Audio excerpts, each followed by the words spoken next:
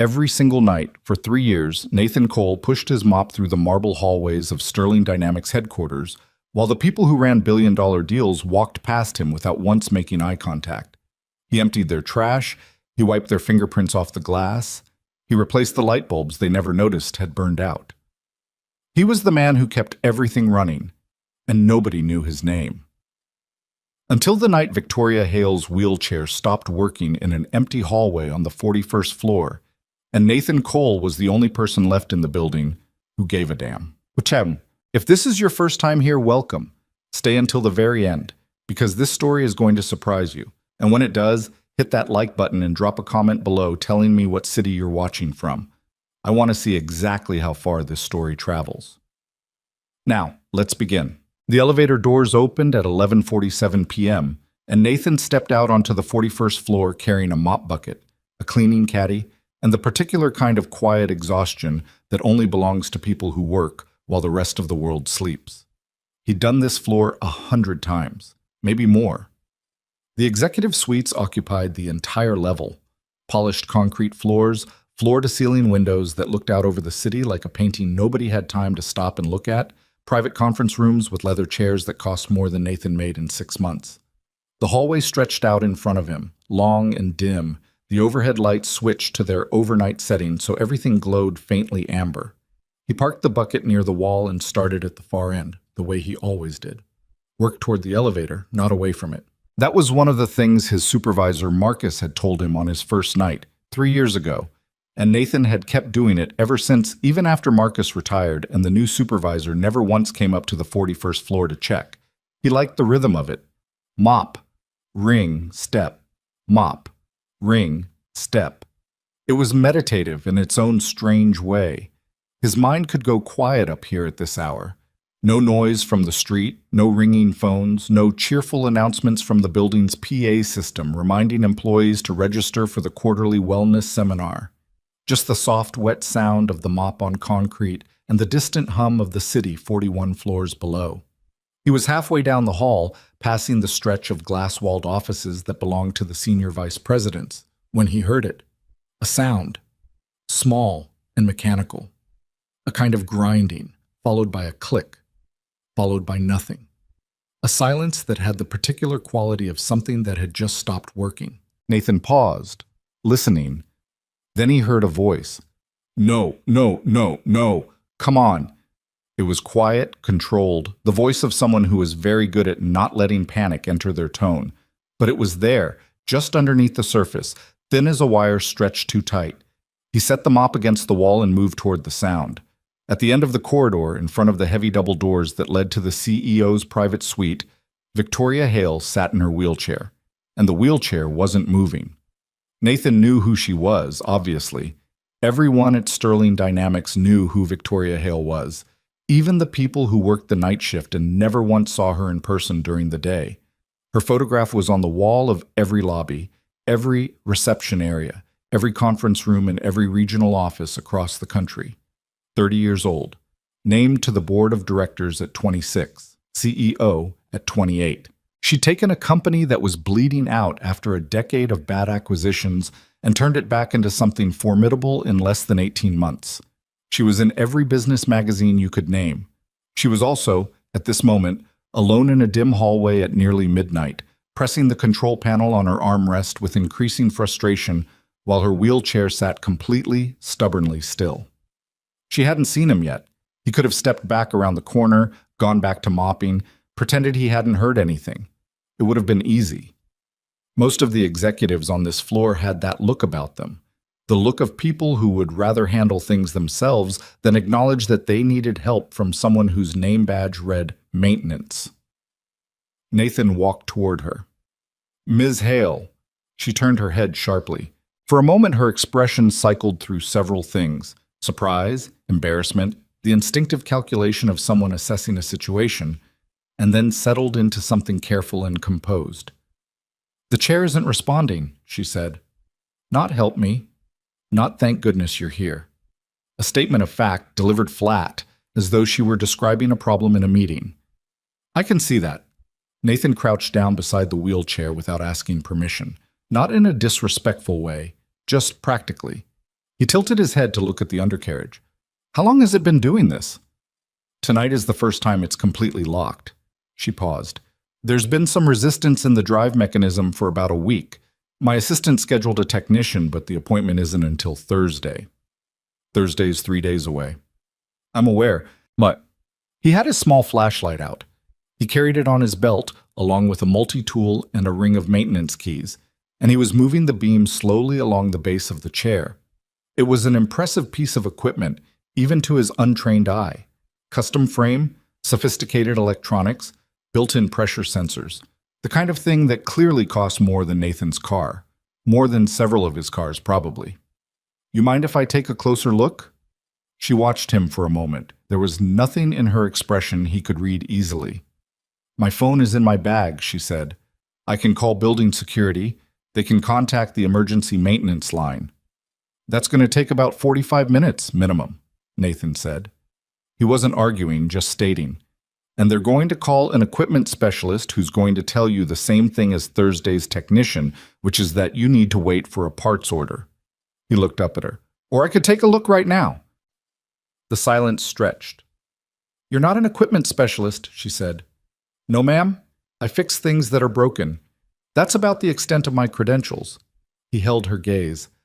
I'm not going to make it worse, but I'll stop if you want me to. Victoria Hale looked at him for a long moment with those dark eyes that gave absolutely nothing away. Then she said, Fine. Nuss. The problem took Nathan 11 minutes to find and another 23 to fix. Or at least to get the chair functional again tonight, which wasn't the same thing as actually fixing it. What he found, working by flashlight with his multi-tool and a roll of electrical tape he kept in his caddy, was a stress fracture in the mounting bracket where the drive motor connected to the right wheel assembly. The bracket had cracked, probably from metal fatigue, he guessed, the kind of thing that happened when a mechanism was under more stress than it was designed to handle, and a small piece had shifted just enough to jam against the wheel, locking it solid. He cleared the debris from the crack, used a piece of metal scrap from his caddy to stabilize the bracket temporarily, and ran a tight wrap of tape around the whole assembly. Not a real fix.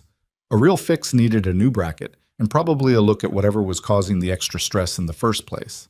But it would get the chair moving tonight. When he pressed the control panel, the motors hummed and the chair rolled forward 2 feet, smooth and clean. That'll hold for a few days, he said, standing up and brushing his hands against his uniform pants. But you want to call that technician first thing tomorrow morning, not Thursday. The bracket's going to keep cracking. Victoria rolled the chair forward and back experimentally. Her face still wasn't giving much away, but there was a subtle shift in her posture, a loosening of something that had been held very tight. What's your name? She asked. Nathan Cole. How long have you worked here, Nathan? 3 years this February. She was quiet for a moment, turning something over, then, What's causing the extra stress on the bracket? You said something was causing it. He hesitated. This was the moment where a person in his position usually said something diplomatic, something non-committal. Not sure, ma'am. A technician would know better than me. But the answer was obvious, and Nathan had never been very good at leaving obvious things unsaid. The chair's support configuration, he said carefully. The way the back angle and the footrest height are set. It's putting your center of gravity too far forward. So every time the chair moves over any kind of incline or threshold, your body weight shifts and the drive system compensates. Over time, that compensation load concentrates in that bracket. He paused. It's not a manufacturing defect. It's a setup issue. The silence that followed was different from the earlier one, heavier. Every technician who's serviced this chair, Victoria said, her voice very level, has told me the configuration is optimal. For the chair, maybe. Nathan looked at her steadily. You've been getting pain from the support? Along the lower back, maybe the hips? Her expression didn't change, but something flickered in her eyes. I'm not a doctor, he said quickly, and I'm just saying from a mechanical standpoint, there's a mismatch between the chair and the person in it. He picked up his flashlight and clipped it back to his belt. A technician can tell you about the chair. They'd need to work with someone who understands the physical side to look at both together. He picked up his mop. I'll finish up and get out of your way, Ms. Hale. Chair should be fine for the next few days. Get some sleep. He was back at the elevator, pulling the mop bucket alongside him, when she called after him. Nathan? He turned. Boo. Thank you. She said it plainly, without elaboration. Just those 2 words, offered without performance. It was the most direct thing she'd said to him all night. He nodded. Good night, Ms. Hale. He thought about that conversation on the drive home. The George Washington Expressway at midnight was almost empty, just long dark stretches of road and the sodium yellow glow of the overhead lights. And his mind kept turning over what he'd seen under that chair, like someone worrying at a loose thread. The bracket issue was real, but it was also almost secondary. What bothered him was the support configuration. He'd seen it the moment he crouched down beside her. The back angle was too upright, forcing her spine into a position that looked neutral on paper but was subtly wrong for her specific build, her specific injury. The footrests were too low relative to the seat depth, which meant her thighs bore more load than they should, which meant more pressure on the lower lumbar region, which meant... He caught himself and stopped. Not your problem, Nathan. He turned onto his street, a quiet row of narrow houses with small front yards. You fixed the bracket. You did your job. Go home. His neighbor, Mrs. Okafor's light was still on, which meant she was still awake. Nathan had an arrangement with her. She stayed with his daughter Lily when he was on the night shift, which was 5 days a week, which meant Mrs. Okafor was technically the most important person in his life, and he paid her in cash every Friday plus whatever she needed from the grocery store whenever he went. He knocked softly, and she opened the door before his knuckles finished the second tap, because she'd heard his car in the driveway like she always did. She's asleep, Mrs. Okafor said, stepping aside to let him in. She was a round, warm woman in her 60s who wore the same housecoat she'd owned for as long as Nathan had known her and who never once made him feel like he was imposing. Had 3 glasses of apple juice and tried to tell me she only had 1. I let her win. Nathan smiled. The first real smile of the night. She try the homework avoidance thing? Said she already did it at school during free period. Mrs. Okafor raised an eyebrow. I said good. Then you can redo it at home to make sure it's right. She did not enjoy that. That's Lily. He paid Mrs. Okafor, walked her to the door, and then stood in his small living room for a moment after she'd gone, listening to the quiet. The house was modest, 3 rooms, a kitchen that was really just part of the living room with a counter separating them, a bathroom that needed new grout around the tub. There were crayon drawings on the refrigerator and a pair of small pink sneakers by the door and a stuffed rabbit named Professor Carrots sitting in the armchair like he owned it. Nathan moved quietly to Lily's room and stood in the doorway for a moment without turning on the light. She was curled under her comforter with one arm hanging off the edge of the bed, her dark hair fanned out across the pillow, her face slack and soft with sleep in the way children's faces go soft, completely unguarded. 7 years old. She still looked like her mother around the eyes. Nathan pulled her arm gently back onto the bed and tucked the comforter up around her shoulders. She made a small sound but didn't wake. He went to bed at 1:15 a.m. He lay awake for a while, thinking about wheelchair brackets and center of gravity and a woman with dark, watchful eyes sitting alone in a hallway at midnight, and he was still thinking about it when he finally fell asleep. The email came 4 days later. Nathan was in the basement supply room inventorying cleaning solutions for the weekly order when his phone buzzed. He almost didn't look at it. His phone buzzed with everything. School notices from Lily's teacher, text messages from his brother in Tucson, the occasional reminder from the pharmacy that a prescription was ready to pick up. But something made him look. The sender's email address had sterlingdynamics.com in it, but it wasn't from the facilities department or HR. The name in the sender field was simply V. Hale. He read it twice. It was 3 sentences.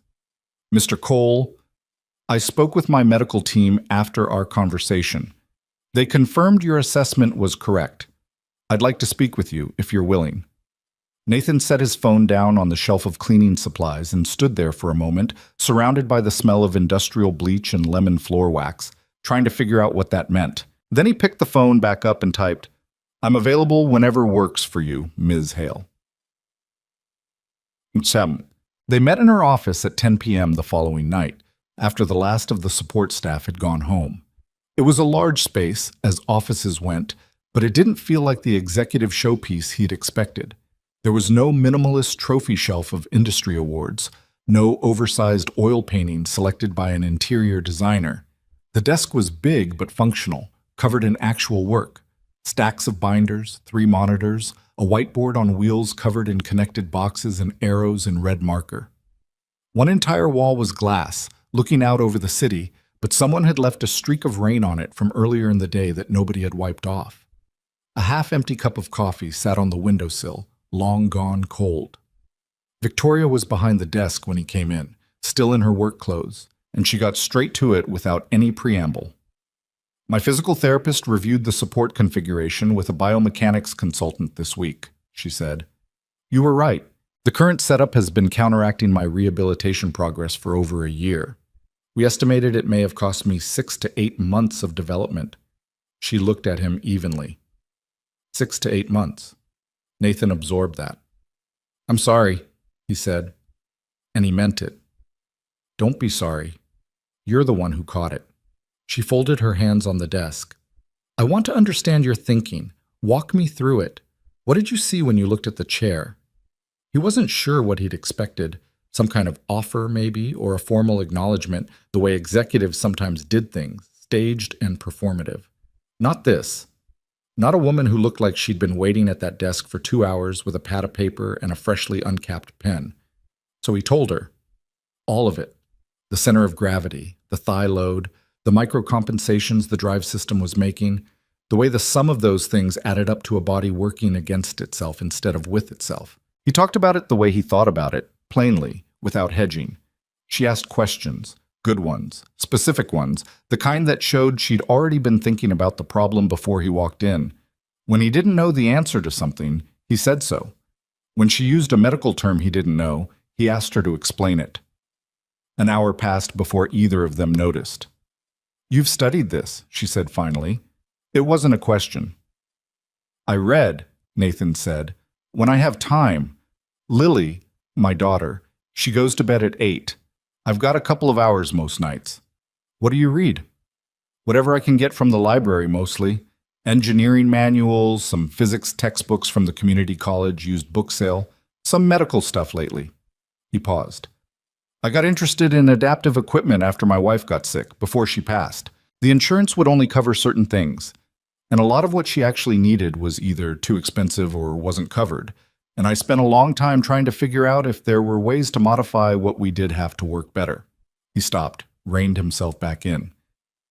Anyway, you learn things. The room was very quiet. Victoria picked up her pen and set it back down. I want to try something, she said, with your help. My rehabilitation team has been working with the same protocol for 2 years. We've seen improvement, but it's plateaued. And I think the reason it's plateaued is that nobody has been looking at the full picture. She met his eyes. The equipment and the therapy and the person, all three together. I'm a janitor, Ms. Hale. I know what you are, she said simply. I also know what you did last week in 11 minutes that a team of certified technicians didn't do in 8 months. She held his gaze. I'm not asking you to be my doctor. I'm asking you to keep doing what you're clearly already doing, seeing what's actually in front of you instead of what should be there. Nathan looked at the city through the rain-streaked window for a moment. I'd have to keep up my regular work, he said. I can't lose this job. I've got a daughter. Understood. And I'd want to be clear on what I'm there for. I'm not a clinician. Anything medical that stays with the medical team. I'm only there for the mechanical side. That's exactly what I want. He was quiet for another moment, then, what time does your rehabilitation session start in the morning? 6:30. I can be here at 5. That gives me time before my shift and still gets me home to get Lily ready for school. He looked at her. I'll want access to the maintenance workshop. Better tools than what I carry on the belt. You'll have whatever you need. Nathan nodded slowly. Okay, he said. The workshop was in the building's basement, 2 levels below the parking structure. It was technically the facility's maintenance shop, the place where the maintenance crew handled anything too complicated to fix in the field. There were lathes, a drill press, a welding station Nathan mostly left alone because he knew his limits, workbenches with good light, a wall of spare parts and materials organized by size and type. Nathan arrived at 5 the next morning and stood in the middle of the shop for a while, just looking at the chair. Victoria had brought it down the night before, along with 3 binders from her medical team, treatment records, imaging reports, physical therapy progress notes going back 2 years. Nathan had asked for them because he needed to understand the baseline before he changed anything. He read through them twice, making notes in a small spiral notebook he carried. He wasn't reading like a doctor. He was reading like someone who worked on machines, looking for the same things he always looked for, places where the design didn't quite match the use case, where small inefficiencies had been compounding over time, where a different approach might open up a different result. What he found, reading between the clinical language and the progress charts, was a story about a system that had been designed for a median patient and fitted to a specific one. The rehabilitation protocol had been developed for people with a particular injury profile. Victoria's injury profile was close but not identical, and the difference, small on paper, had been enough to make the whole approach slightly less effective than it should have been, in a way that nobody noticed because the improvement was still real, just not as significant as it could have been. He started with the chair's support system. He'd done the reading on spinal biomechanics, enough to understand the basic mechanics of how the spine loaded under different positions, how muscle atrophy after paralysis changed those loading patterns, how small changes in seat angle or back support angle could reduce compensatory muscle strain and allow better engagement of whatever functional muscle response remained. He adjusted the back angle first, tilting it 2 degrees from vertical, then the seat pan, adding a slight forward tilt to reduce ischial pressure and encourage better hip positioning. The footrest he raised 15 millimeters, which changed the knee angle, which changed the thigh load, which cascaded back up through the whole system. He made the adjustments carefully, measuring twice, 3 times, keeping notes of every change in his spiral notebook so he could reverse anything that didn't work. At 6:25, he rode the elevator up to the 40th floor, where the company's private rehabilitation suite was located. Something Nathan hadn't known existed until yesterday, because it was one of those facilities that the building had, but that the night maintenance crew never had reason to visit. It was well-equipped, professionally outfitted, better than some of the therapy centers he'd been in with his wife toward the end. Victoria was already there with her therapist, a tall woman named Dr. Sana Chaudhry, who had a direct, no-nonsense manner that Nathan immediately appreciated, and who looked at him with polite but undisguised skepticism when Victoria introduced him as the person helping with the equipment. "The chair may feel different this morning," Nathan told Victoria. "The adjustments are small, but you'll probably notice the hip positioning right away. Let Dr. Chaudhry know if anything feels wrong." Victoria transferred into the modified chair and sat for a moment very still. "Different," she said. "Good different or bad different?" She moved her hands to the armrests and shifted her weight slightly. "I'm not sure yet." She looked at Sana. "Let's start." Nathan sat in a chair against the wall with his notebook open and watched. He wasn't watching Victoria, exactly. He was watching the chair. How it moved under her, how the support responded when she shifted her weight during the exercises, whether the angles he'd set were doing what he'd calculated they would do. He took notes. He looked for the places where the mechanics and the physical effort seemed to be working against each other instead of together. About 40 minutes in, Sana was guiding Victoria through a standing transfer exercise, the kind of movement that used a combination of upper body strength and whatever remaining functional response existed in her lower limbs to help move from sitting to the support frame. It was slow, careful work. Victoria had done it probably thousands of times, but something was different this morning. Nathan noticed it before anyone said anything. The angle of Victoria's hips as she came forward in the chair, it was better. The natural position the new seat configuration was putting her in was closer to an anatomically efficient transfer angle, which meant less compensatory upper body work, which meant more of the effort was available for whatever functional engagement her legs could contribute. She made it to the support frame faster than she usually did. He could tell from the look on Sana's face that she'd noticed too. Victoria stood at the frame, holding on, breathing. Then she looked over at Nathan across the room. He wrote something in his notebook and looked up. "We should try the lateral leg press protocol next," he said. "With the new hip positioning, I think the loading angle is different enough that it might be worth seeing." Sana looked at him for a moment. Then she looked at the chart, looked back at Nathan, and said, Walk me through your thinking. Well, that was how it started. 3 mornings a week, Nathan was in the rehabilitation suite at 6:30. The other mornings, he was in the workshop. He kept his regular maintenance shift, clocking in at 8 p.m. and working until 4 a.m. He slept from 5 to 7, saw Lily off to school, took a bus to the building, worked until noon, went home, slept a few hours before Lily got home, cooked dinner, helped with homework, and then started the whole cycle again. It was too much. He knew it was too much. His body told him it was too much in small, specific ways. The back ache that didn't quite go away anymore. The way he sometimes fell asleep in the chair before Lily's bath time and woke up still holding the book he'd been reading to her. But things were happening in that rehabilitation suite that hadn't happened before. 3 weeks in, Victoria's leg sensation began returning. Not dramatic, not sudden, but detectable. A faint awareness of pressure. The kind of thing that barely registered on a clinical scale, but that a person who hadn't felt anything in a limb for years would notice with a kind of stunned, careful hopefulness that they might not want to name yet. She didn't tell Nathan directly. She told Sana, who confirmed it medically, and then Sana told Nathan during a session debrief. The position you established, Sana said, setting her clipboard down in a way that suggested she'd been thinking about how to say this for a while. It's reducing the chronic compression on the nerve pathways we've been trying to engage for 2 years. The protocol was right. The platform for executing the protocol. That was the problem. And you fixed the platform. The medical team did the protocol, Nathan said. I just looked at the chair. Sana gave him a look that was somewhere between exasperated and amused. Yes, well, keep looking at the chair. He didn't tell Lily what he was doing. She was 7, and explaining adaptive engineering and neural rehabilitation pathways to a 7-year-old was not a productive use of the limited time he had between dinner and bedtime. What she knew was that Daddy had a new project at work, which was true, and that he was really tired right now, which was also true.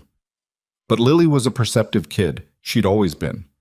One evening, about 6 weeks into the arrangement, she was sitting at the kitchen table doing her homework while Nathan made spaghetti, and she looked up at him with the direct, uncomplicated attention of a child who has decided she has something to say. Is it a good kind of tired or a bad kind of tired? She asked. Nathan turned from the stove. What? You're always tired. She cocked her head. But it seems like a different tired now. Like the kind where you're tired because you did something good, not tired because you're just tired. He looked at her for a moment. Then he smiled. You're too smart for 7. I know. She went back to her homework. I get it from you. Nathan turned back to the stove, still smiling, and stirred the sauce. He didn't say anything else. But she wasn't wrong. Mutz. By the end of the 8th week, Nathan had rebuilt major portions of Victoria's chair twice over and was working on a 3rd iteration. Each rebuild was informed by what they'd learned from the last one. Small refinements, precise adjustments, a continuous loop of modification and observation and modification again. The changes were beginning to add up. Victoria's physical therapy metrics had improved by measurable percentages that made Sana use words like remarkable and unprecedented in her session notes. The leg sensation that had begun as something barely detectable had deepened into something more definite, consistent, reproducible, registered in clinical assessments now rather than just reported by the patient. They hadn't talked about it directly, Nathan and Victoria. Not in explicit terms. She wasn't a person who talked about things like that while they were still unresolved. It seemed almost superstitious to her, naming a hope before it was real. But one morning, after a session where she'd held more of her own weight during a standing transfer than she ever had before, she rolled to where Nathan was sitting with his notebook and just looked at him for a moment. My mother called last night, she said. She asked if I was doing something different, said my voice sounded different on the phone. Nathan looked up. How'd it sound different? She said it sounded lighter. Victoria looked at him steadily. She hasn't used that word to describe me in about 7 years. He didn't say anything. There wasn't really anything to say. I'm not going to make promises, she said. My team isn't making promises. Nobody knows exactly what's possible yet. Nobody ever does, Nathan said. Not until they try it. She held his gaze for a moment longer. Then she turned the chair and rolled toward the door. Same time tomorrow, she said. Same time tomorrow. Nathan agreed, and opened his notebook to a fresh page. It was a Tuesday night, mid-November, and Nathan was finishing the 38th floor when his phone buzzed. He looked at it from habit, expecting the school calendar update from Lily's teacher or a reminder from the pharmacy. It was a text from a number he didn't recognize. Mr. Cole, this is Marcus Van, Security Director for Sterling Dynamics. Ms. Hale has asked me to contact you. There's been an incident on the 42nd floor. She's asking for you specifically. Please come up as soon as you can. Nathan put his phone back in his pocket. He left the mop bucket where it was, took the elevator to 42, and walked fast toward the sound of voices. There were more people than he expected. It was close to 11 p.m., and the executive conference room at the end of the hall had lights blazing through its glass walls. He could see figures inside, the kind of tense body language that meant something had gone wrong. Men in suits he didn't recognize. A cluster of people near the head of the table. And at the center of it, very still and contained, Victoria. The wheelchair was locked again. Not the same way as before. This time it was the left side, a different failure point. And from the way she was holding herself, Nathan could see it had happened suddenly. She'd been mid-session or mid-meeting, and the chair had just stopped. Marcus met him at the door. Board presentation ran late, he said quietly. Emergency investors flew in from the coast. She's been stuck there for 18 minutes. Who called the technician line? Tried. 2 hours a minimum. And she said... Marcus hesitated. She said to call you instead. Nathan walked in. The conversation in the room faltered as he entered. He was aware of being looked at. The maintenance uniform, the tool belt, the fact that he was clearly not anyone these people had expected to see at 11 p.m. in the Sterling Dynamics executive conference room. A man in a very expensive charcoal suit took a step toward him, with the beginning of an objection forming on his face. Victoria said, "Let him through, Gerald." The man in the charcoal suit stopped. Nathan crouched beside the chair. This failure was different from the first one, but the principle was the same. A mechanical lock caused by a component shifting under stress. He worked by feel as much as by sight, his flashlight in his teeth, both hands moving through the undercarriage with a practiced efficiency that had nothing performed about it. The room was very quiet. The drive coupling on the left side has sheared, he said, mostly to himself. The motor's still running, but there's no connection to the wheel. He reached into his tool belt, found what he needed, and began working. 9 minutes. When the chair hummed back to life, there was a strange, suspended quality to the silence in the room. Like everyone had been holding a breath they hadn't quite realized they were holding. Nathan stood up. Victoria rolled the chair forward, then turned it in a tight circle, testing. Her face gave nothing away as usual. But she looked at him, and whatever was in her expression then was something he filed away without quite naming. "Thank you," she said. The man in the charcoal suit, Gerald, was looking at Nathan with an expression that had moved through several phases and landed somewhere complicated. Nathan recognized the type. The kind of man who was very good at reassessing situations when his interests required it. "Who is this?" Gerald asked. "This," Victoria said, "is the person who's been making my rehabilitation possible for the last 2 months." She looked around the room at the collected board members and investors, her voice very steady.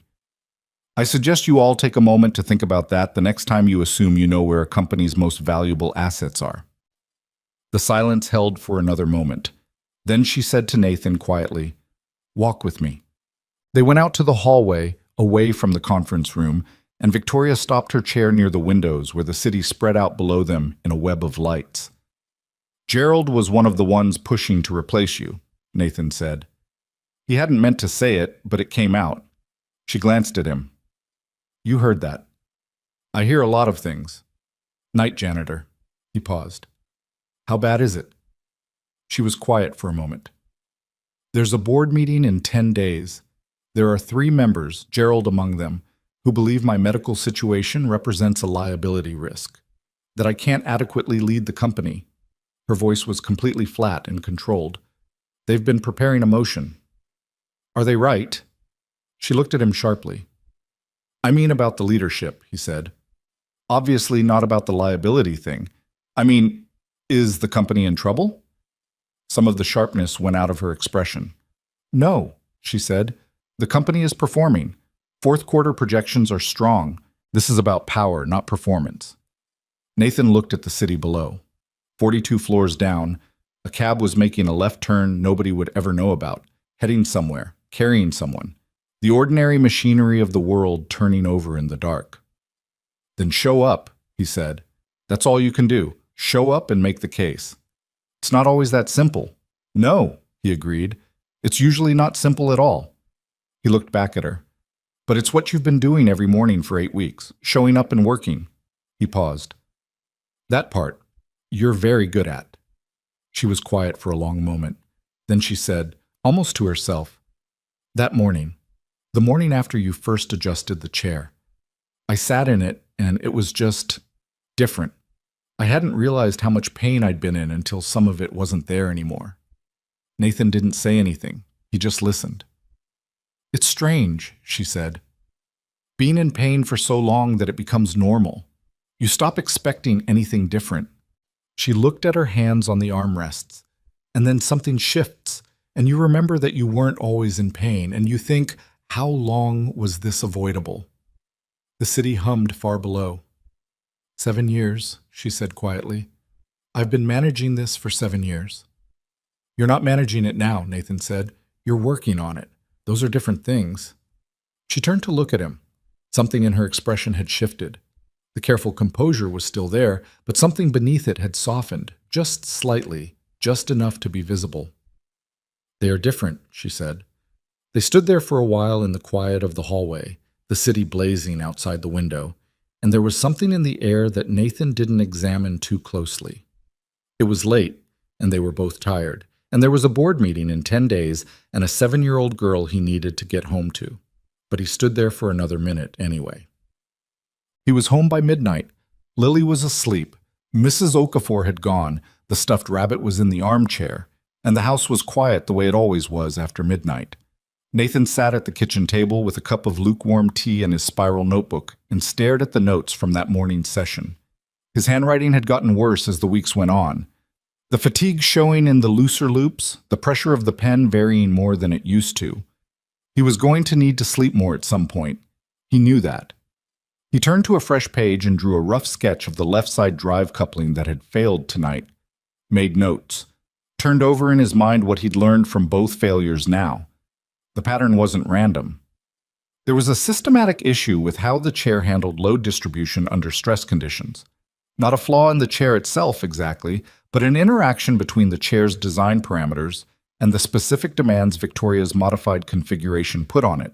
He'd need to rethink the whole load pathway, build a different kind of support structure from the axle up. He wrote full redesign. Start from base assumptions at the top of the page and underlined it twice. Then he closed the notebook, washed his cup, checked on Lily one more time, and went to bed. Through the small window above his desk, he could see a patch of sky going gray-blue at the edges with the very earliest suggestion of dawn. 10 days to the board meeting. There was work to do. The full redesign took Nathan 4 days. He worked on it in pieces. 2 hours in the workshop before the morning rehabilitation session, another hour during his lunch break when he ate a sandwich standing over the workbench rather than sitting in the break room with the other night crew, and whatever scraps of time he could carve out between tasks on his regular shift. He filled 8 pages of his spiral notebook with calculations, sketches, crossed out ideas, revised sketches, more calculations. The core problem, as he'd identified it that night at the kitchen table, was load distribution. The chair's original engineering had been designed around standard use parameters, meaning a relatively consistent weight distribution, relatively consistent movement patterns, a support configuration that didn't deviate significantly from the factory defaults. The modifications Nathan had made over the past 2 months had improved Victoria's physical position substantially, but they'd also changed how her weight loaded onto the chair's frame and drive system in ways the original design hadn't anticipated. Every time the chair encountered a threshold or incline or sharp turn, those new load patterns concentrated stress in places the frame hadn't been built to handle. The solution wasn't complicated in theory. In practice, it required pulling apart the chair's entire underframe assembly, rebuilding the axle mounting points with new brackets. He machined himself on the lathe. Slowly, carefully, 3 attempts before he got the tolerances where he wanted them, and rewiring the motor controller to distribute torque more evenly between the two drive wheels based on real-time load sensing rather than the factory's fixed algorithm. The motor controller part almost stopped him. He knew mechanical systems. Electronics were a different language, and he knew enough of it to read, but not always to write. He spent an evening at the public library with 2 textbooks on embedded control systems and came back the next morning with enough to work from. Made mistakes, caught them, fixed them. The third iteration of the control logic, tested on the bench with a weight dummy he'd rigged from a sandbag and a piece of plywood, ran clean. He was under the chair on the workshop floor at 5:50 a.m. on the 4th day, torquing down the last axle bracket, when he heard the freight elevator open and footsteps. He rolled out from under the chair and looked up. Victoria was in her backup chair, an older model she kept for situations exactly like this one, less sophisticated and, Nathan now knew, poorly fitted, and she was looking around the workshop with the careful attention she brought to every new space, cataloging details, assessing. She'd never come down here before. "You were supposed to be upstairs at 6, she said. "You were supposed to wait in the suite." He sat up and looked at his watch. "I've got 8 minutes. I wanted to see where you work." She rolled further in, past the lathe, past the drill press, stopping near the workbench where his spiral notebook lay open. She looked at it without touching it. The pages were dense with his handwriting and sketches, margins filled with secondary calculations, corners folded from where he'd flipped back and forth between sections. "How long have you been here this morning?" 3:30? She was quiet for a moment. "Nathan, you can't keep doing that." "I'm fine." "You've lost weight. Sana mentioned it." She looked at him steadily. "And you told her everything was all right when she asked, which means you've been telling yourself the same thing and probably believing it." He got to his feet, wiping his hands on a shop rag. "I said I'm fine." "You said you're fine the same way I say I'm fine, which is a thing both of us do to avoid having a conversation." She held his gaze. "Don't do that with me." He stopped. The workshop was very quiet around them, just the hum of the ventilation and the distant sound of the building's HVAC system cycling somewhere above. "I'll sleep more after the board meeting," he said. "That's 10 days away." 8 days now. He moved to the chair he'd been rebuilding and checked the axle brackets one more time. "Come look at this." She rolled the backup chair closer and he walked her through the changes. The new mounting geometry, the rebuilt torque distribution, the modified control logic. He explained it the way he always explained things to her, plainly, without assuming she'd need it simplified, because she never did. She asked questions partway through, good ones, and he answered them, and the conversation moved back and forth between them the way it always did in these moments, efficient and comfortable in a way Nathan hadn't had with another adult in a long time. "The control logic," she said when he'd finished. "You taught yourself that this week?" "Enough of it. From library books. The internet, too. The library didn't have what I needed for the embedded systems part." He looked at the chair. "It should handle the load variation better. I can't guarantee it. I'll need to watch how it behaves over a few sessions before I know if the calculations are right, but the theory is sound." "The theory is always sound with you," she said. "That's not the part I worry about." He looked at her. "What part do you worry about?" She started to say something, then seemed to change her mind about it. "Transfer from the backup chair is going to be awkward without Sana." I can help with that if you want." She considered it briefly. "All right." He'd helped with transfers before, in the context of the rehabilitation sessions, where it was a clinical thing with clear parameters and Sana directing. This was different, just the two of them in the basement workshop, no clinical context, no one else in the room.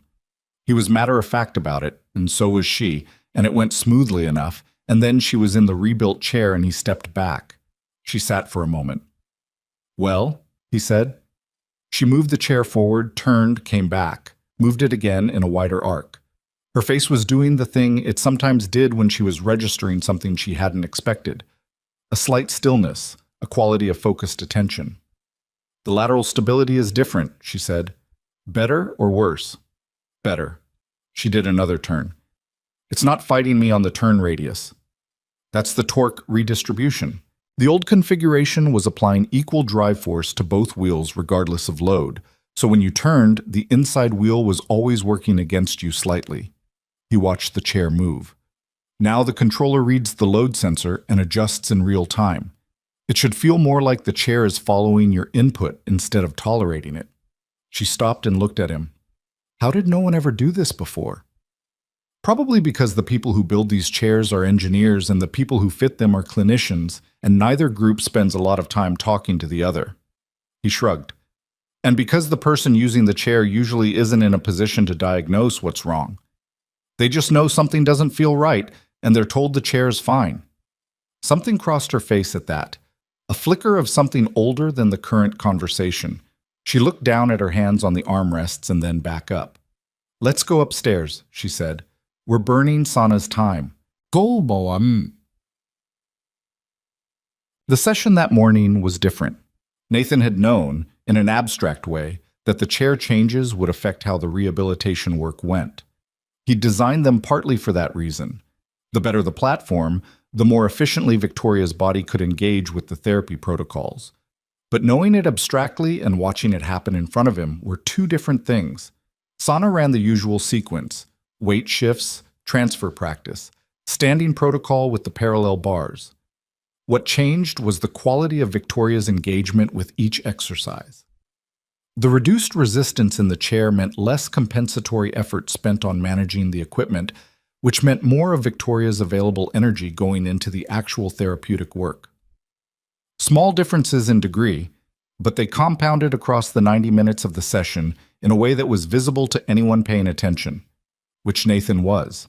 He had his notebook and he was writing continuously, but he was also watching with the other part of his mind, the part that processed what he was seeing before he had words for it. Sana pulled him aside during a break while Victoria rested. The load distribution change, Sana said, keeping her voice low. What was your hypothesis for how it would affect functional engagement in the hip flexors? I thought reduced lateral compensation strain would free up more motor activation budget for intentional movement. He kept his voice equally low. The hip flexors have been there in the assessments. There's residual activation. The question was whether we were giving them the right conditions to work. Sana was quiet for a moment, looking at her clipboard. Her voluntary activation threshold in the left hip flexor is down 12% from last week's baseline. Nathan looked up. 12. In one session. Sana's voice was very careful and flat, the tone of a clinician trying not to get ahead of the data. I'm not drawing conclusions. One session is one data point. I know. But, she paused, that's not a number I expected to see this month. They looked at each other for a moment. Neither of them said anything else because there wasn't anything responsible to say yet, but something passed between them, a shared recognition, carefully contained of the possibility that what they were doing might be further along than they'd allowed themselves to think. Victoria came back from her water break, and they continued. The board meeting was in 6 days. Nathan knew more about it than he probably should have, which was a consequence of being invisible. People said things in front of the night janitor that they wouldn't say in front of a colleague or a subordinate, because the night janitor wasn't really there in the way that mattered to them. He was furniture that moved. So he knew, from fragments of conversation overheard in hallways and conference rooms over the past 2 weeks, that Gerald Marsh, the man in the charcoal suit, had been working the phones. He'd spoken to at least 2 other board members privately. The case he was building was partly medical, partly financial, mostly political. The argument being not that Victoria was incompetent exactly, but that her situation created uncertainty, and that uncertainty was a liability, and that a company in Sterling Dynamics' position couldn't afford uncertainty at the board level. It was a coward's argument dressed up in the language of fiduciary responsibility, and Nathan found it infuriating in the quiet, controlled way he found most infuriating things, by saying nothing and carrying it around with him like a stone in his pocket. He mentioned none of this to Victoria. She was aware of the situation more precisely than he was, and she was handling it the way she handled most things, by preparing, working, keeping her own counsel, and not performing distress for anyone. What he did mention, 3 days before the board meeting, was something Lily had said. They were in the workshop after the morning session, Nathan cleaning up his tools, Victoria reviewing some documents on her tablet, occupying the same space in the companionable way they'd developed over weeks. The conversation had wandered, the way it sometimes did when they were both tired, away from the work, toward ordinary things. "She asked me last night if my project was almost done," Nathan said. He was wiping down the workbench. "Lily." Victoria looked up. "What did you tell her?" "I said I wasn't sure." She thought about it for a second, and then she said, "Is it the kind of project where done means you fixed something, or the kind where done means you made something?" He paused. "I didn't have a good answer for that." Victoria was quiet, looking at him. "She sounds like someone I'd like to meet," she said. Nathan glanced over. "She'd like you. She likes people who ask good questions." He folded the shop rag and set it down. "She's been patient about the hours. More patient than a 7-year-old has any reason to be. But she's also watching. She notices things." "She's been watching her father work himself half to death for a stranger," Victoria said. "You're not a stranger." He said it before he thought about it, and then let it stand because it was true. She looked at him for a moment with an expression he still couldn't quite read, the one that had layers in it, the one that appeared sometimes when she let the professional composure slip just slightly. "No," she said. "I suppose not." She went back to her tablet. Nathan went back to the workbench, but the air in the room had shifted in some small way, and both of them knew it, and neither of them made anything of it, because there was a board meeting in 3 days, and a child to get home to, and enough real and immediate things to hold attention without naming the other things. The day before the board meeting, Sana called Nathan into her office. It was unusual. Sana's relationship with Nathan had been professional and direct from the beginning, but her office was her space, and she'd never invited him in there before. He sat in the chair across from her desk, still in his work uniform from the previous night's shift, and she closed the door.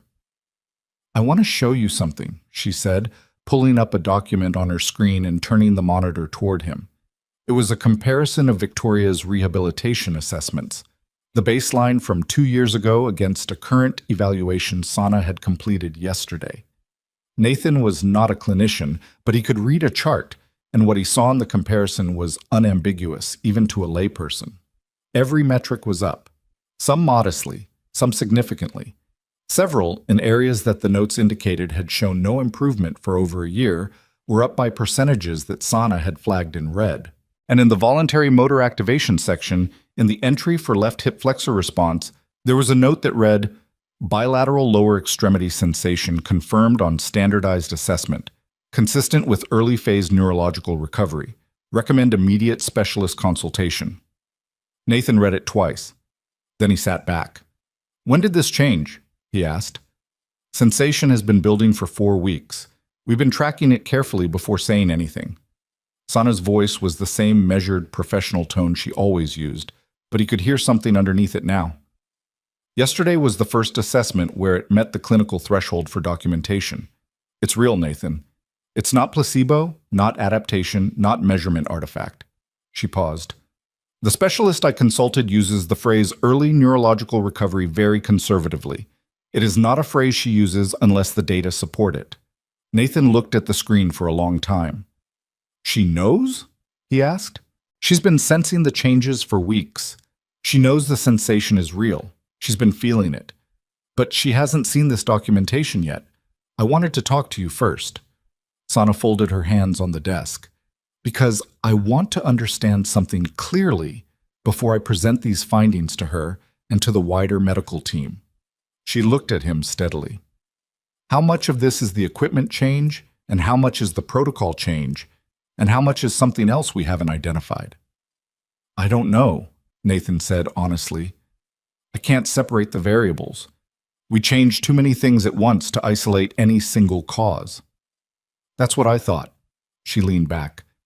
"Which means what we've done here isn't reproducible yet. We don't have a clean methodology. We have an outcome and a collection of interventions, and we don't know precisely which intervention or which combination did the work. That's a real problem. It's also, in some respects, an extraordinary outcome." She was quiet for a moment. "I've been a rehabilitation specialist for 14 years. I have not seen a recovery trajectory like this one. Not at this stage, not with this injury profile. She looked at him again, and for the first time since he'd known her, something in her expression was something other than clinical. You changed this, Nathan. I want you to understand that. Whatever we can't yet isolate or replicate, you changed this. He didn't say anything. Are you all right? She asked. Yeah. His voice came out slightly rough. He cleared it. Yeah, I'm all right. He looked at the screen one more time. When are you telling her? This afternoon, after her session. Good. He stood up. That's good. He paused. She's going to hold it together when you tell her. She always holds it together. But she might, after. He searched for the right words. She might need someone to just sit with her for a while without doing anything about it, without making it into a plan. Sana looked at him for a long moment. I know, she said quietly. I know her fairly well at this point. A pause. I think she has people who will do that. Nathan picked up his notebook from the desk where he'd set it and nodded once, and then let himself out. He was mopping the 20th floor at 9 that night when his phone buzzed. A text from Victoria. 3 words. She told me today. He stopped mopping. He stood there for a moment holding the phone, and then he typed back, I know. She showed me the assessment this morning. A pause, then, you knew this afternoon and you didn't tell me. Not my news to tell. Another pause, longer this time. Nathan, I know. I don't know how to... The message stopped. He could picture her on the other end, the cursor blinking, the careful composure intact on the outside, and something else entirely happening underneath it. I don't know what to do with this information. He thought about that. About the right thing to say at 11 p.m. to a person who had just been told that something they'd maybe stopped fully believing in might be possible after all. You don't have to do anything with it tonight, he wrote. It'll still be true in the morning. The pause after that one was the longest yet. Thank you, she sent. And then, a moment later, how's Lily? He smiled at his phone in the empty corridor. She beat me at Go Fish again tonight. I'm starting to think she cheats. She sounds like she has excellent instincts. She really does. He put the phone back in his pocket and picked up the mop and stood for a moment in the quiet amber light of the overnight hallway. He thought about what Sana had said. You changed this. He turned it over, looked at it from different angles. He still didn't quite know what to do with it either. This idea that something he'd done, something he'd figured out in a maintenance workshop using library books and a used set of machinist tools and the stubborn habit of looking at problems until they made sense, had moved something that years of professional expertise and sophisticated equipment hadn't quite reached. He didn't feel like a hero. He felt tired and a little raw and oddly aware of how precarious everything was, how easily the board meeting tomorrow could go wrong, how easily any of this could fall apart, how much distance still existed between a clinical assessment showing early neurological recovery and a woman walking on her own feet. But he also felt something else, underneath all of that, something he hadn't felt in a long time, something quiet and warm and solid, the way an anchor feels when it actually catches. He went back to mopping. Lieutenant. The board meeting was at 9 in the morning, which meant Nathan was at the building by 5, in the workshop by 5:15, and in the rehabilitation suite by 6:30. He and Sana exchanged a look when he walked in, the kind that carried a full conversation in a fraction of a second, and then they both got to work. Victoria was different that morning, not visibly. From the outside, she was exactly what she always was, composed and focused and precise in her instructions. But Nathan had spent enough mornings in this room with her to read the finer grain, and what he read was a particular quality of alertness, a kind of high-wire concentration that he recognized as the way she got when something important was coming. They ran the session hard. At the parallel bars, Victoria pushed further than she usually did, and Sana let her because the data supported it, and because there are moments in rehabilitation when the right call is to follow the patient's instinct rather than the protocol. At the 40-minute mark, working through the standing transfer sequence, something happened that made both Nathan and Sana go still. Victoria was at the bars, weight distributed between her arms and the partial support of her legs, working through the movement. And then, without announcement, without ceremony, her right foot shifted forward, not a reflex, not a therapist-guided movement, A voluntary step, small, unsteady, her full weight still carried by the bars in her arms, but hers. Sana said very quietly, "Victoria." Victoria looked down at her foot. Then she looked up at Sana, and the composure that Nathan had watched her maintain for 3 months was not quite there in that moment. It was close. She kept most of it. But her eyes were doing something she probably wasn't aware of. "Again," she said. Her voice was almost completely steady. "I want to do it again. Let's be careful. Sana." A pause. "Again, please." And Sana nodded and repositioned herself, and Victoria did it again. Nathan was writing in his notebook, or he was holding his notebook. His pen was hovering above the page, and he was watching, and he wasn't writing anything, and he didn't notice this until later. The board meeting went from 9 to 12:30. Nathan wasn't in it, obviously. He was in the workshop, rebuilding the load sensor calibration on the chair's control system because there was a small drift in the left side readings that he wanted to correct before the afternoon session. He worked steadily and didn't think about the meeting on the 42nd floor and thought about the meeting on the 42nd floor constantly. He'd heard, in his piecemeal way, enough to know what the shape of the argument was going to be. Gerald Marsh had support from 2 other members, Dennis Howell, who was old guard and distrusted anything that hadn't been done the way it had always been done, and a newer member named Patricia Sung, who was a financial analyst by background and who'd apparently run some kind of risk-adjusted scenario model that came out negatively on Victoria's continued tenure. 3 votes. The board had 11 members. 3 was not a majority, but it was enough to call for a review process, and a review process was enough to create the kind of uncertainty that fed on itself. And that was the play. Not to win outright, but to destabilize. To make it look like the question was being asked, and to let the asking do the damage. Nathan tightened a sensor mounting screw and then immediately loosened it a quarter turn, because he'd over-tightened it, which was something he almost never did. He put down the screwdriver and breathed for a moment. His phone buzzed at 12:47. A text from a number he recognized as belonging to Marcus, the security director. "Meeting's out." She held. "You should come up." Nathan put his tools away, washed his hands at the workshop sink, picked up his notebook, and took the elevator to 42. The conference room had mostly cleared out.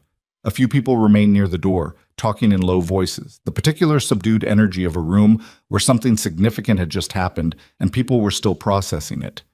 Nathan moved through them without drawing attention.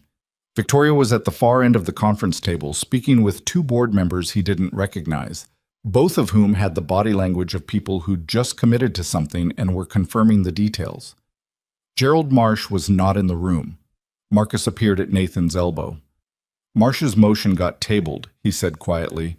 Not voted down, tabled, which means it can come back.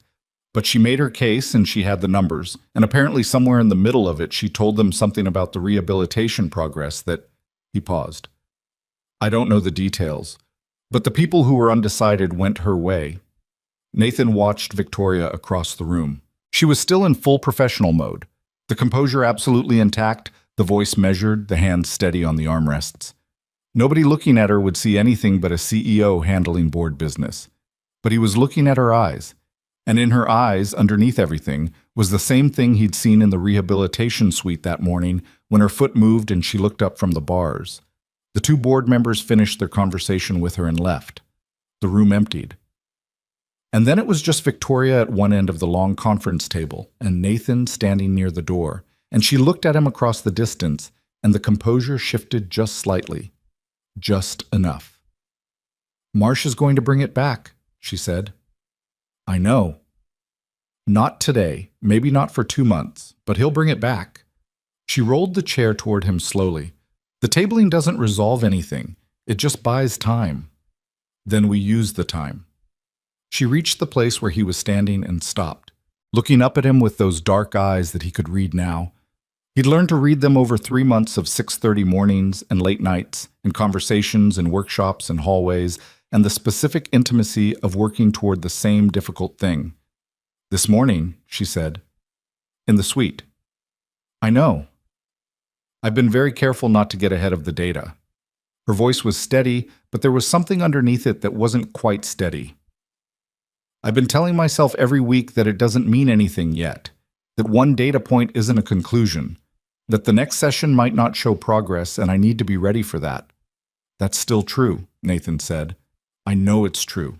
She paused. I'm telling you because I need to say it out loud. I need to tell someone who actually knows what this morning meant. She looked at him. Sana is extraordinary. She knows what it meant clinically. But I need someone who was there in the workshop at 3:30 in the morning who also knows what it meant. He looked at her for a long moment. It meant the work is right, he said. What we're doing is right. The direction is right. A pause. It doesn't mean it's finished. It doesn't mean it's guaranteed. But the direction is right, she said quietly. Yeah. She was quiet for a moment. Then she looked down at the armrests of the chair and back up. I'm afraid to want it too much, she said. It cost her something to say that. He could tell. I know. He said it simply, without trying to fix it, because some things don't get fixed by the right words. I know you are. Neither of them said anything for a while. The conference room was empty and quiet, the city visible through the glass on three sides, the afternoon light coming in at a low angle. Then Victoria straightened in her chair, that particular straightening she did when she was pulling herself back to herself, and said, Lily gets out of school at 3:15, child. He blinked. What? You mentioned it once, 3:15. She looked at him. It's 2:47. You should go. He glanced at his watch. She was right. He'd been so absorbed in the board meeting's aftermath that he'd completely lost track of the time, and Mrs. Okafor had a doctor's appointment today, which meant if he wasn't there by 3:15. Go, Victoria said, and the edge of something that might have been a smile was in her voice. I'll be here. Nathan was already moving toward the door. Nathan. He stopped. Tell her the project is both, Victoria said. What she asked you. Whether it's the kind of project where done means you fix something, or the kind where done means you made something. A pause. Tell her it's both. He stood in the doorway for a moment, looking back at her. I will, he said, and he left. He made it to Lily's school at 3:14, slightly out of breath from running from the bus stop, and his daughter came out of the front doors with her backpack bouncing and saw him standing on the sidewalk and broke into the particular sprint that only 7-year-olds have, all knees and uncoordinated velocity, and hit him hard enough that he had to take a step back. He picked her up, which he wouldn't be able to do for much longer because she was growing fast, and held her, and she wrapped her arms around his neck and said into his shoulder, You smell like the garage. The workshop. Same thing. It's really not. He set her down and took her hand, and they started walking toward the bus stop. How was school? We learned about ecosystems. She thought about it. I think I'm like a decomposer. A decomposer. They break things down and turn them into something useful. Mrs. Ellison said they're underrated. She looked up at him with complete seriousness. I think that's a compliment. Nathan looked down at his daughter and felt something move through him that he didn't have a precise name for. Something that was love, obviously, but also something else, something about the way things connected, about how the same small idea could appear in a basement workshop and a 7-year-old science class and mean the same true thing. It's definitely a compliment, he said. She seemed satisfied with that and went back to telling him about the ecosystem lesson in detail. He listened, holding her hand at the crosswalk, watching for the light. Behind him, 42 floors up, the building stood in the afternoon light. And somewhere in it, a woman was looking at the city through a glass wall, and a chair sat rebuilt and recalibrated in a basement workshop.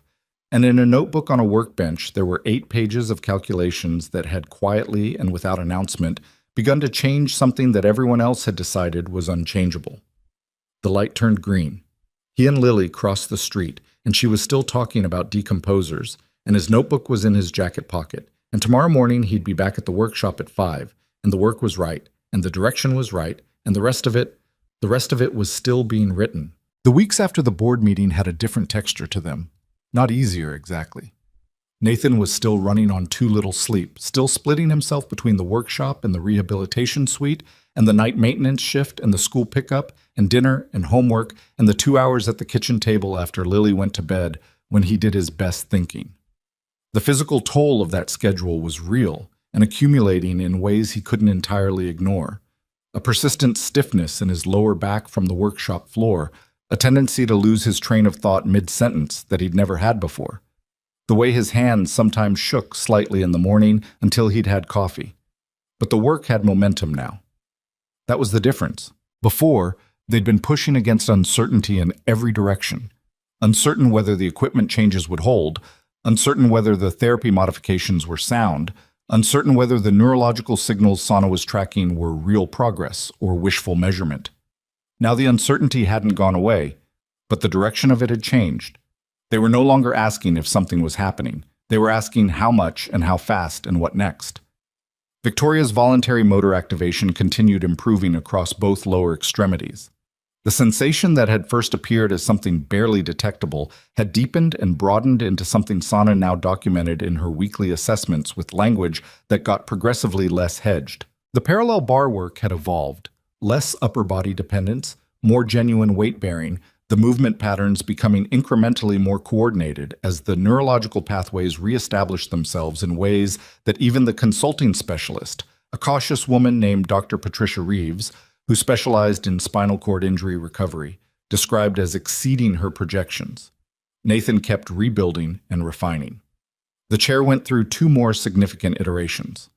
The third version incorporated a dynamic support system, a set of pneumatic adjustments he'd designed to subtly shift the seat, and back angles throughout the day in response to Victoria's position, preventing the static compression patterns that had caused so much damage over the years.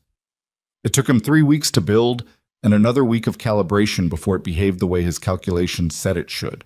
The first day Victoria used it, she came into the rehabilitation suite and told him without preamble that she'd sat through a 4-hour executive strategy session and gotten up afterward with less pain than she'd had after a 30-minute meeting 6 months ago. He wrote it in his notebook and kept working. What was harder to document, and what Nathan thought about in the quiet hours, was the other thing that was changing. The thing that existed in the margins of the work, in the way conversations sometimes ran past their practical purpose into territory. That was just the two of them talking. The way she'd started asking about Lily with a specificity that meant she'd been paying attention to earlier mentions. The way he'd catch himself at the workshop bench thinking about something she'd said and realizing he was smiling. He didn't do anything about it. There were 100 reasons not to, starting with the most obvious one. He was the night janitor and she was the CEO, and the power differential in that fact was not something he could think away. And ending with the simpler, more personal one that he wasn't sure he trusted his own judgment in that direction anymore. His wife had been gone 4 years, and in 4 years he'd gotten very good at not wanting things for himself that he couldn't have, and he'd stopped being entirely sure he could tell the difference between something real and something that just felt like warmth, because warmth had been absent for a long time. So he kept it in the margins where it lived, and he worked, and things kept moving forward. Until the morning of the investor presentation. But the quarterly presentation to Sterling Dynamics major investors had been on the calendar for 6 weeks. It was, by any measure, the most important public-facing event Victoria would handle this year. 40 minutes before a room full of people whose collective holdings in the company represented a number Nathan couldn't quite hold in his head. People who'd been watching the board instability following Marsh's tabling motion with the particular attention that money pays to uncertainty. Nathan knew about it the way he knew about most things in the building. Overheard, assembled from pieces, never directly told. He also knew, from things Victoria had said in passing and things she hadn't said but that he'd read in the way she held herself in the 2 days before, that it was sitting on her with weight. Not the presentation itself. She'd been preparing for it for weeks, and he'd heard her running through sections of it in her office during the evenings he was on that floor, her voice measured and precise and completely controlled. What was sitting on her was something harder to name. The cumulative pressure of months of simultaneous demands. The board situation. The rehabilitation work. The company itself, which was performing but required constant tending, pressing from every direction at once. He'd noticed it in small ways. The coffee cups appearing more frequently on her windowsill, cold and abandoned. The hours getting later. A slight thinning of the response time between his texts and hers in the evenings, as though she was too tired to be quick anymore. He brought it up the morning before the presentation. "You need to sleep tonight," he said. They were in the rehabilitation suite and Sana had stepped out briefly. Victoria looked at him from the parallel bars. "I sleep. You're on your third coffee before 7 a.m. I'm always on my third coffee before 7 a.m. You weren't 2 months ago." She was quiet, holding the bars, not pushing the exercise, just standing. The standing itself had become so much easier than it used to be that it almost seemed routine, except that routine was never quite the word for something that had been impossible not long ago. "The Caldwell Group sent a letter to 3 other board members last week," she said. Marsh drafted it. "They're questioning whether the Q3 projections account for leadership transition risk." She said it flatly. "Leadership transition risk, that's the phrase they're using." "I know." She looked at him. "How do you know?" "I was cleaning the South Conference room at midnight on Thursday." Marsh was still in there. He paused. "I heard things." "You hear a lot of things. I told you. Furniture." He held her gaze. "It's a pressure campaign. He wants you rattled before tomorrow." "I'm aware of what it is." "Are you rattled?" She was quiet for a moment that went 1 beat longer than her usual composure would need. "I'm tired," she said. "There's a difference." "There is. But tired and rattled together are harder to separate than tired alone." He kept his voice even. "Sleep tonight. Not 2 hours. Actually sleep. The presentation is solid. You've done the work. A tired version of you in that room tomorrow is a worse version, and you know it." She looked at him for a long moment with those layered dark eyes. "You're bossy for a janitor," she said. "You're stubborn for a person who's been proven wrong about what's possible," he said. "Sleep." Something at the corner of her mouth moved in a way that wasn't quite a smile but was related to one. "Fine." "Good." Sana came back in and they resumed the session.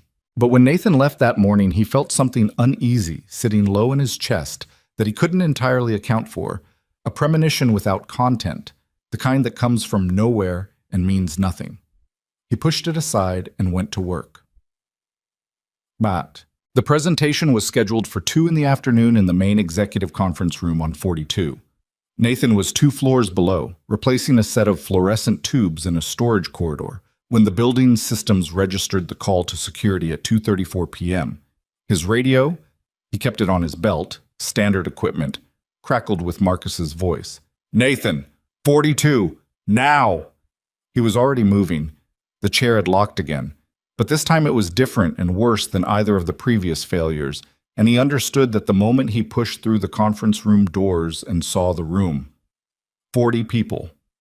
Every one of them looking at the center of the room where Victoria sat in her locked chair at an angle that was wrong.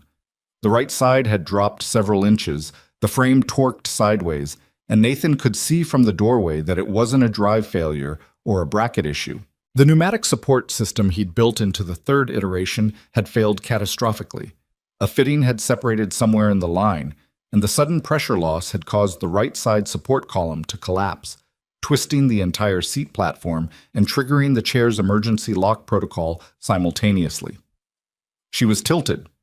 Not in danger of falling, the lock had caught her and the frame was holding, but the angle was putting severe lateral strain on her lower back, and she'd been in it for however long it had taken for security to reach him, which meant at minimum 5 minutes of that compression. The room was full of the particular frozen quality of people who don't know what to do and are trying to look like they do. Board members. Investors in expensive clothes. People whose professional lives dealt in large and serious problems, but who were completely unprepared for the specific kind of crisis that was happening in front of them right now. Gerald Marsh was standing near the window. Nathan noticed him in his peripheral vision and put him aside. He crossed the room and crouched beside the chair. "How long?" he asked Victoria quietly. 6 minutes. Her voice was completely steady. Her hands were on the armrests and her posture was managing the angle as much as she could, which meant she'd been actively compensating with her core the entire time. That was going to cost her. "I'm going to have to work fast." The emergency lock is engaged and I'll need to override it manually before I can fix the fitting. That means the chair is going to feel less stable for about 90 seconds. Understood. If it gets to be too much, you tell me. Nathan. She met his eyes. Just fix it. He worked. The room was silent except for the sound of his tools. He was aware, on some level, of 40 people watching him, their collective attention a kind of pressure, and he set it aside the same way he set aside Gerald Marsh's position near the window. He reached the manual override port under the left rear of the frame, found the lock release with his fingers, and carefully released it while bracing the right side of the chair with his forearm to prevent the collapsed column from dropping further.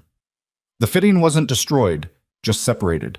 A clean disconnect at the coupling, which was better than a rupture, which meant he could reconnect it if he could get enough pressure relief in the line first.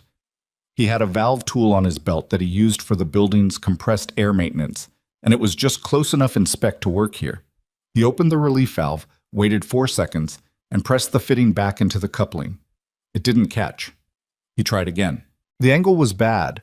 He was working essentially blind, by feel, one arm supporting the chair frame while the other navigated a mechanical junction he couldn't quite see. "Talk to me," he said to Victoria, low. "I'm all right." "Not about that. Just talk." He needed to know she was managing the discomfort, and her voice was the best indicator. "We were 6 minutes into the presentation," she said, the same measured tone. "I'd just finished the Q3 overview. The engagement metrics from the Caldwell Group were actually positive. Someone from the Pacific Coast Fund asked a follow-up about the accessibility division projections. He tried the fitting again. This time the coupling caught. He felt its seat, heard the faint change in the pneumatic hiss. "Accessibility division," he said. "Is that real yet?" "It's a line item in the 5-year plan. It's real enough." A pause. Marsh looked like he was going to enjoy the interruption. Nathan re-engaged the lock override, and the frame immediately began to realign. Slowly, the pneumatic system refilling, the right side column rising back toward the level. The chair's emergency lock re-engaged cleanly at the correct position. He checked the seating angle, 3 degrees off where it should be, which was within tolerance for now. He'd fix it properly in the workshop later. He stood up. The room was still completely silent. He looked at Victoria. She was sitting level again, her posture resettled, and she took one breath that was slightly longer than her normal breathing pattern, and then she was the CEO again, fully, every inch of it. "I apologize for the interruption," she said, addressing the room. Her voice was the same voice she'd been using for the presentation, clear, controlled, carrying easily across the space without any indication that 6 minutes of lateral spinal compression had just happened to her. "We can continue. I believe we were discussing the accessibility division projections." Nathan moved toward the edge of the room. "Wait!" Her voice stopped him. He turned. She was looking at him directly, in front of everyone, 40 investors and board members and the man near the window. And there was no performance in her expression, no corporate management of the moment, just Victoria Hale looking at the person she needed to look at. "Everyone in this room," she said, not raising her voice, "just watched the most important technical support in my company walk in and fix a problem in 4 minutes that would have ended this presentation and sent every one of you toward the exits." She paused. "His name is Nathan Cole. He has worked in this building for 3 years. I want you to remember that name." The silence in the room had changed. It was no longer the silence of people who didn't know what to do. It was the silence of people who were recalibrating. Nathan stood at the edge of the room and didn't say anything.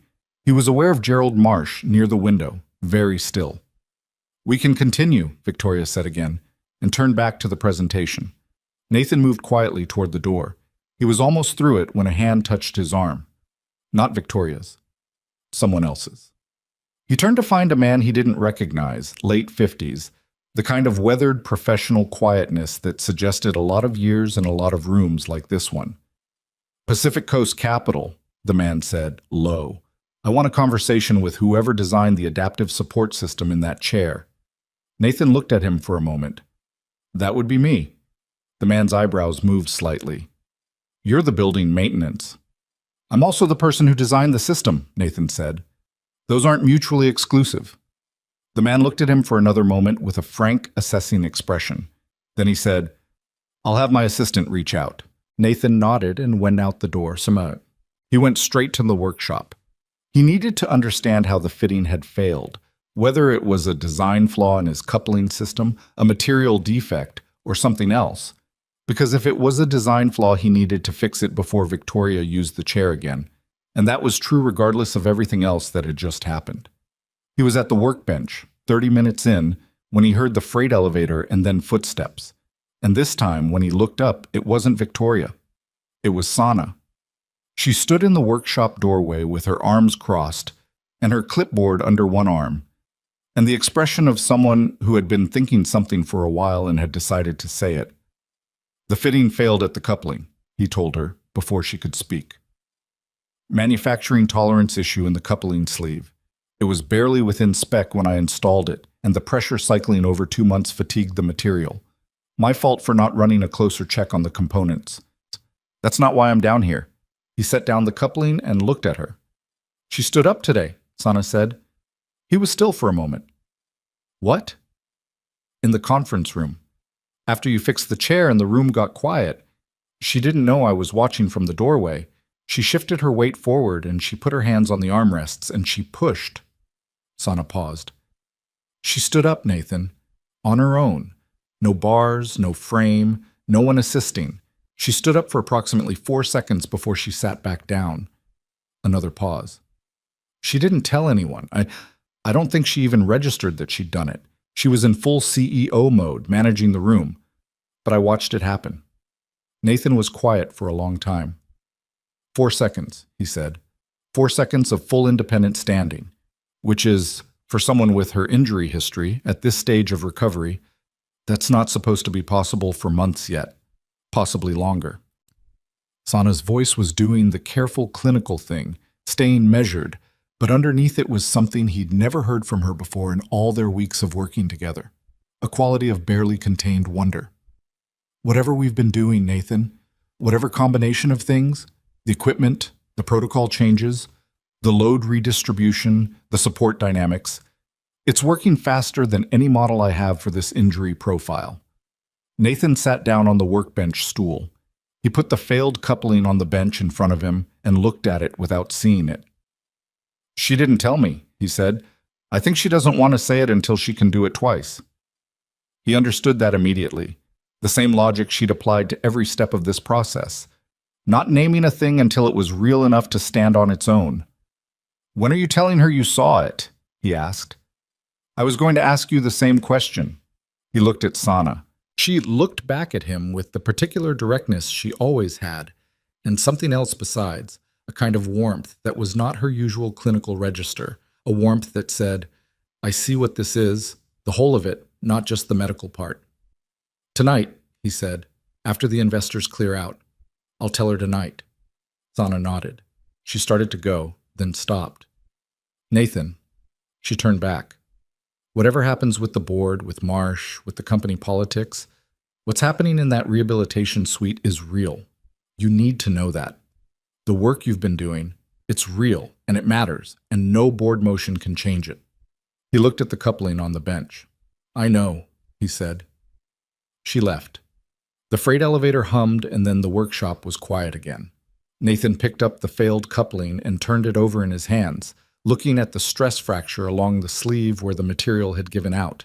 He thought about the first night in the hallway, the flashlight in his teeth, the multi-tool, the bracket that had cracked from too much load on a system designed for something slightly different than the real conditions of use.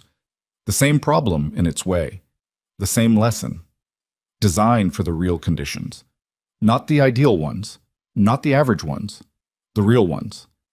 The specific weight of a specific person living a specific life, with all the forces that actually act on a thing, rather than the forces you assumed would. He set the coupling down and picked up his notebook and wrote, New coupling sleeve, chrome vanadium, minimum 20% above pressure spec, full load test before installation. Then he turned to a fresh page and wrote something he hadn't planned to write. She stood up. He looked at it for a long moment. Then he closed the notebook and went back to work. He was waiting in the hallway outside her office at 7:15 when she came through, the investors finally gone, the presentation binder tucked on her lap, the day's full weight visible now in a way she didn't bother to hide when no one was watching. She saw him and stopped. "Sana told you," she said. "Sana told me." Victoria was quiet for a moment. The hallway was empty around them, the overhead lights in their amber overnight mode, the city doing its dark and illuminated thing outside the glass. 4 seconds, she said, and I didn't even notice I was doing it until after. She looked at him with something raw and unguarded in her expression that she was letting him see deliberately, not by accident. "What does that mean? That I did it without thinking?" "It means your body knows how to do it," Nathan said. "Your nervous system is ahead of your conscious mind. The pathway is there." He paused. "It means the next time you try, you'll know you've already done it once." She held his gaze for a long moment. Then something happened in her face. Not tears exactly, nothing as simple or dramatic as that, but a kind of release of something that had been held under enormous pressure for a very long time. A loosening. "I want to show Lily," she said. It came out quietly, almost surprised, like the thought had arrived before she'd decided to say it. Nathan looked at her. "When I can walk across a room," she said, "I want your daughter to see it. She should see it. She's part of this. The hours you've put in, the things you've given up to be here every morning. She's carried some of the cost of this." She looked at him steadily. "It would mean something to me if she knew what it was for." He was quiet for a moment. He was aware of his own heartbeat in a way he usually wasn't. "She'd like that," he said. "Would you?" He looked at Victoria Hale in the amber-lit hallway, the woman who'd been in a conference room an hour ago managing 40 investors and a political ambush and a catastrophic equipment failure, and had come out the other side still completely herself. And he thought about 4 seconds of standing and a coupling sleeve fatigued past its tolerance and an 8-page notebook full of calculations that had started in a library and ended somewhere none of them had expected to reach. "Yeah," he said.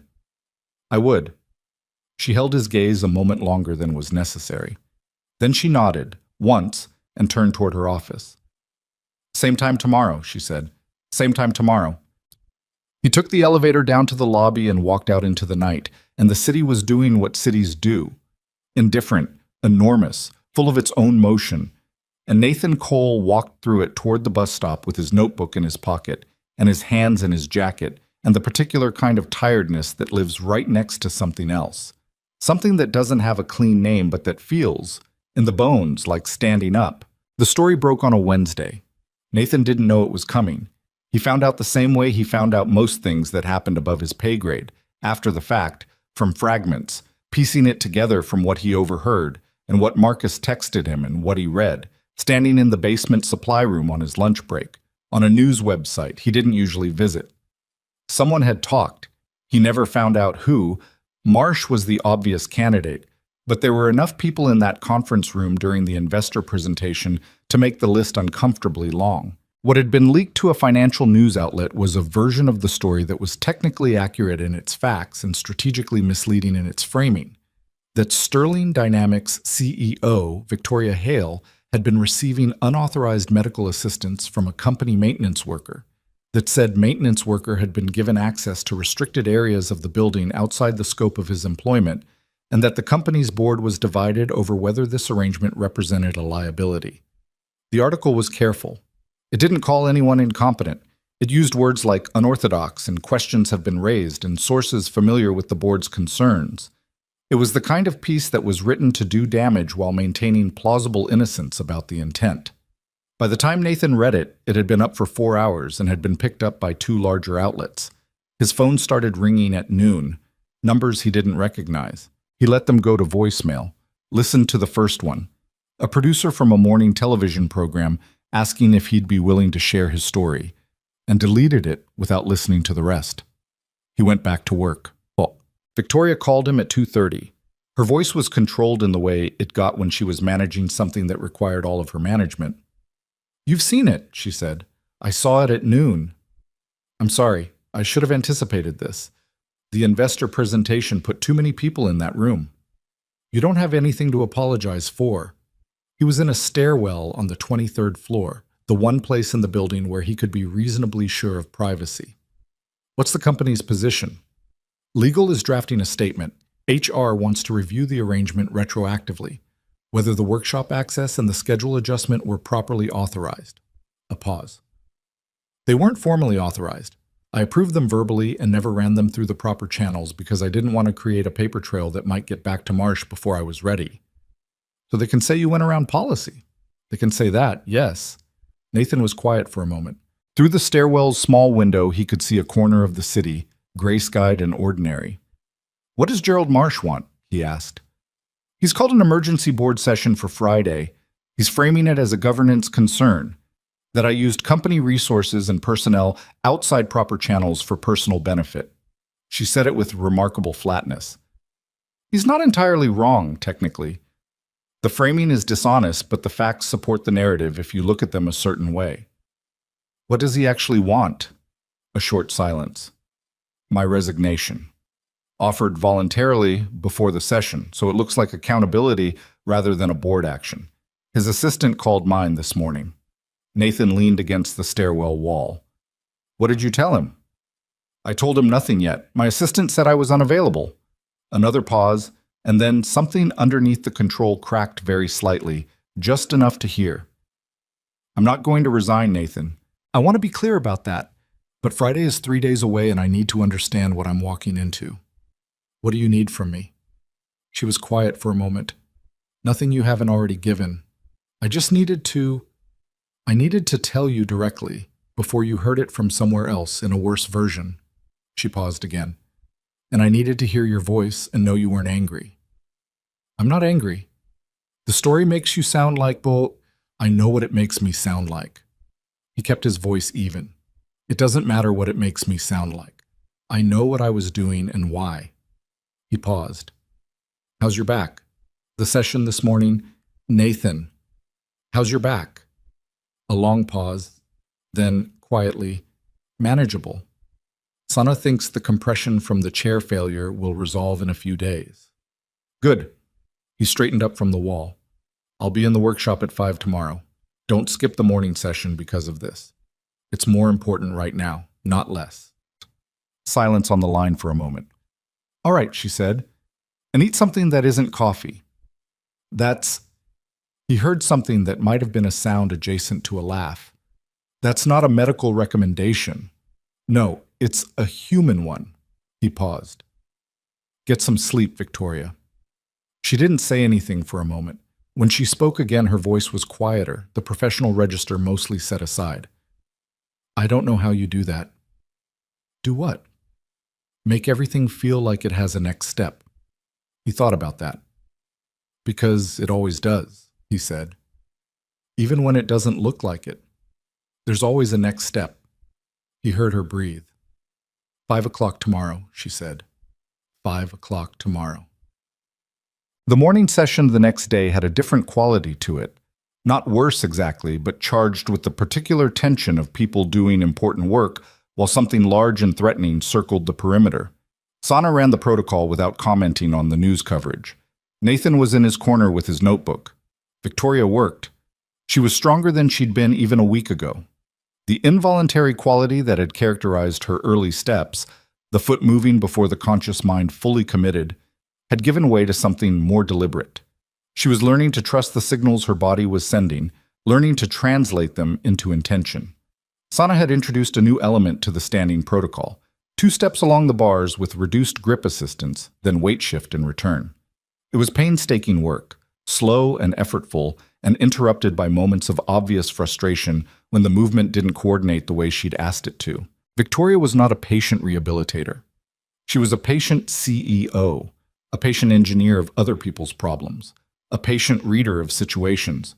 But this particular work, the work of asking her own body to cooperate, had always bumped against the edge of her considerable self-control. Nathan had watched her, in the weeks they'd been doing this, learn to sit inside the frustration without letting it become counterproductive. She hadn't fully learned it. She was still learning. At the 45-minute mark, she missed a coordination cue, and her right foot didn't lift the way it needed to, and she caught herself against the bar harder than she should have and said, under her breath, something sharp and not particularly printable. Sana waited. Nathan looked at his notebook. Victoria stood at the bar and breathed for a moment. Then she said, Again. You should rest a minute. Sana, again. Sana repositioned.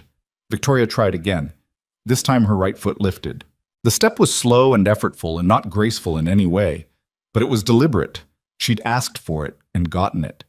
And the weight shift at the end of it was clean enough that when she returned to her start position, Sana made a small sound and wrote something on her clipboard with a speed that said, "I want to get this down before I forget the exact numbers." Victoria gripped the bar and didn't say anything. Nathan looked up from his notebook. She was facing away from him, facing the wall at the end of the bars, and he couldn't see her face, but he could see her shoulders. He'd gotten good at reading her by way of what her shoulders did. The set they took when she was managing something difficult, the slight drop when something let go. Right now, they were doing neither. They were doing something else, something he hadn't seen before, and it took him a moment to identify it. They were shaking, very slightly, the contained, controlled tremor of someone keeping a strong feeling inside a shape too small for it. He didn't move. Sana was writing. Nobody said anything. After a moment, Victoria straightened fully and turned the chair and came back to the starting position with the same composed face she always had and said, "What's the hip activation reading on the right side?" Sana looked at her for a moment before answering. "Up 14% from Tuesday," she said. Victoria nodded, absorbing it the way she absorbed all data, practically, without performance. "Let's run the resistance protocol before we close." They finished the session. Checked. The media coverage had metastasized by Thursday afternoon in the specific way that stories about powerful women and unexpected helpers tend to metastasize. It had developed a narrative gravity of its own, pulling in opinions and angles that had nothing to do with the actual situation. Half the coverage was sympathetic, positioning Nathan as a quiet hero and Victoria as someone who'd found help in an unlikely place. The other half was using Marcia's framing: negligence, impropriety, a CEO operating outside governance structures. 3 television producers called the building's main line asking for Nathan specifically. Marcus forwarded him the messages, each with a brief note that said essentially, "Your call." Nathan deleted them and reorganized the supply room, which needed doing anyway. What he couldn't ignore was the conversation with his brother. Darnell lived in Tucson, worked in construction, called Nathan every 2 or 3 weeks with the slightly awkward regularity of 2 people who loved each other and didn't quite know how to talk. He called on Thursday evening while Nathan was making dinner, and the call went longer than their calls usually went because Darnell had seen the news. "There's a picture of you," Darnell said. "Someone got a photo from inside the conference room. You're under the chair." "I know. You look like you're fixing a car engine." "Basically the same thing." Nathan stirred the sauce and held the phone between his shoulder and his ear. "It's fine, Darnell." "It doesn't sound fine. They're saying all kinds of things. People say things. The things aren't true." A pause. "I was doing my job. A version of my job. Nobody got hurt." "You could get fired." The thought had occurred to Nathan. He'd turned it over several times and come to the same place each time. If it happened, and he'd find another job and keep going. He'd kept going before under worse conditions than this. "If I do, I'll find something else," he said. "Nathan," Darnell's voice dropped. "Come on, talk to me. This woman, is she... She's my..." He stopped, found the right word with more difficulty than he expected. "She's someone I've been working with, on a project that matters." A brief silence. "That's a real careful way to say something." "It's the accurate way to say it." "Uh-huh." Darnell let it sit for a moment. "You sound different." "I'm tired." "Different tired or good, different tired?" Nathan thought about what Lily had asked him months ago at the kitchen table. Good kind of tired or bad kind? The family apparently had a type. "The second one," he said. He heard Darnell exhale, the particular exhale of an older brother who had been waiting 4 years for a certain specific thing and had just heard the first signal that it might be coming. "All right," Darnell said. "All right. Just be careful, okay? Not with the woman. With the rest of it. You've got Lily." "I know I've got Lily." "I know you know. I'm just saying." "I hear you." He turned the burner down.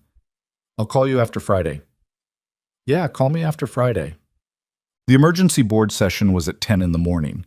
Nathan was in the workshop at 5, in the rehabilitation suite at 6:30, and back in the workshop by 8:15. He had nothing to do with the board meeting and no standing to be anywhere near it, and the most useful thing he could do was work, so he worked. He'd been developing something in parallel to the wheelchair modifications, more quietly, without discussing it much, in the spare margins of his thinking time. A simpler version of the dynamic support system. Cheaper materials, fewer machined components, tolerances that could be achieved with standard workshop tools rather than a precision lathe. The kind of thing that could be built by someone with intermediate mechanical skills rather than years of maintenance experience. He'd started it because of something Victoria had said early on. A throwaway comment about the cost of her original chair, about the families who couldn't access what she'd had access to. He hadn't said anything at the time, just filed it and kept building.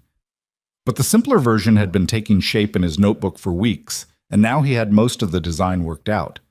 He was detailing the mounting system when Marcus appeared in the workshop doorway at 10:45. Nathan looked up. "Board's out," Marcus said. His expression was not easy to read. "And?" Marsh's motion failed, 6-4, with one abstention. He paused. "But there's a condition attached. The board voted to require a formal review of all activities conducted under Victoria's authority that weren't properly documented. That includes your arrangement." Another pause. "HR is going to want to talk to you this afternoon." Nathan set down his pencil. "Okay." "Nathan." Marcus stepped further into the workshop. He was a big man, solid, had been with the building for 11 years, and his voice had something uncomfortable in it. "The HR conversation. It's not a formality. There are people above my pay grade who need to understand exactly what you were doing and why. And some of those people came in with an opinion already. You should probably have someone with you. A union rep, at minimum." "I'm not in the union." "I know you're not in the union. That's part of the problem."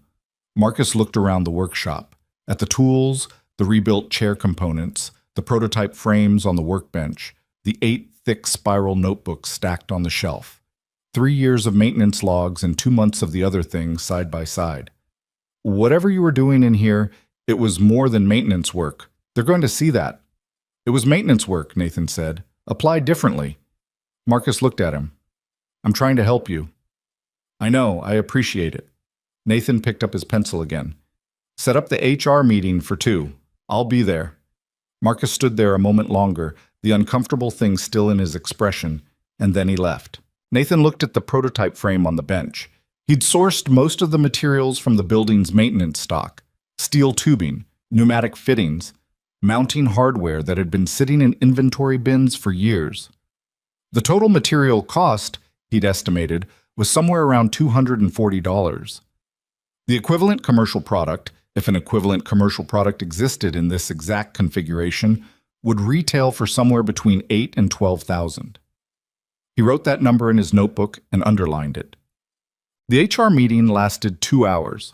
There were 3 people across the table from him: the head of HR, a woman named Diane Prescott, who had the careful diction of someone choosing every word for its legal weight, a company attorney named Rourke, who said very little but wrote a great deal, and Gerald Marsh, which Nathan had not expected.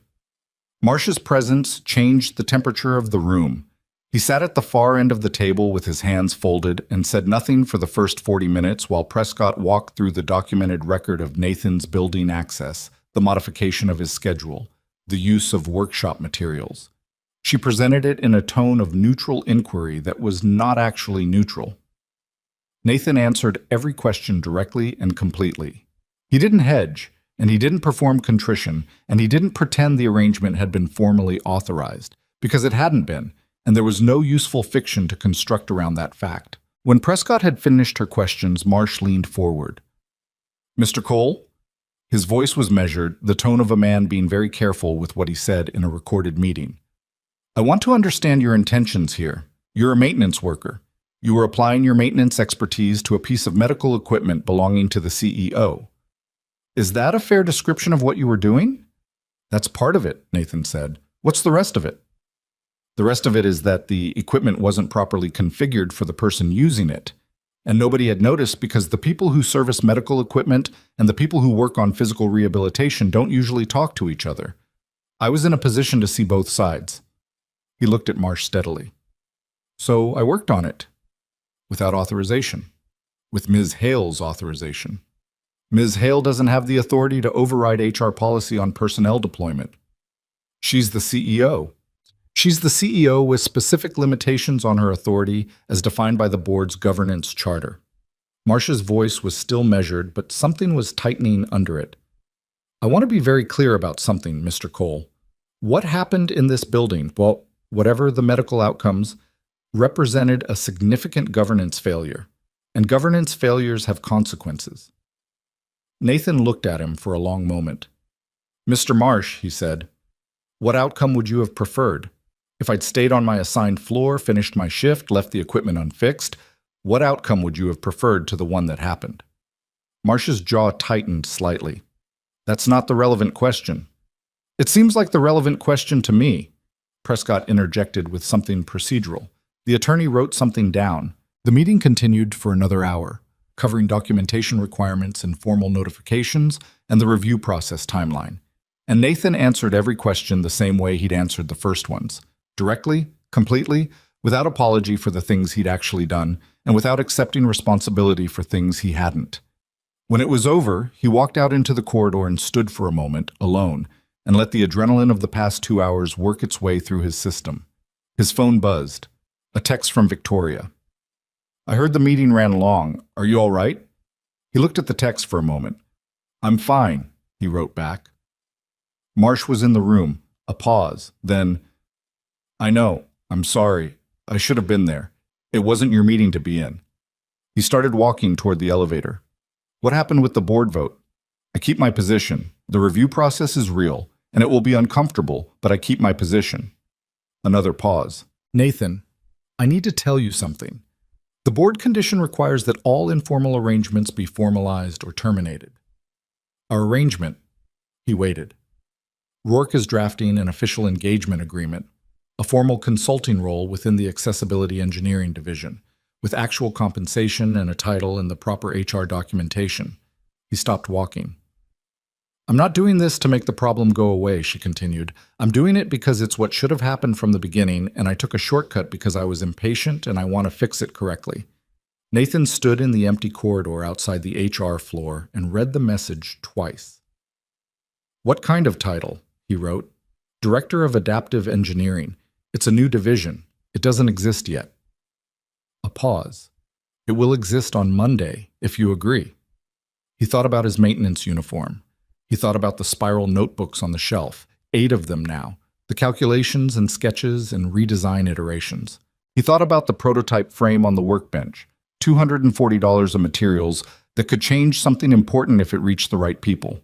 He thought about Lily, at the kitchen table, asking if the project was the kind where done meant you fixed something, or the kind where done meant you made something. What does the job actually involve? He wrote. Building the thing you've been building in the workshop for 2 months, properly, with a team and a budget and a mandate. Another pause. And continuing the work you've been doing with me, with proper clinical oversight and documentation this time.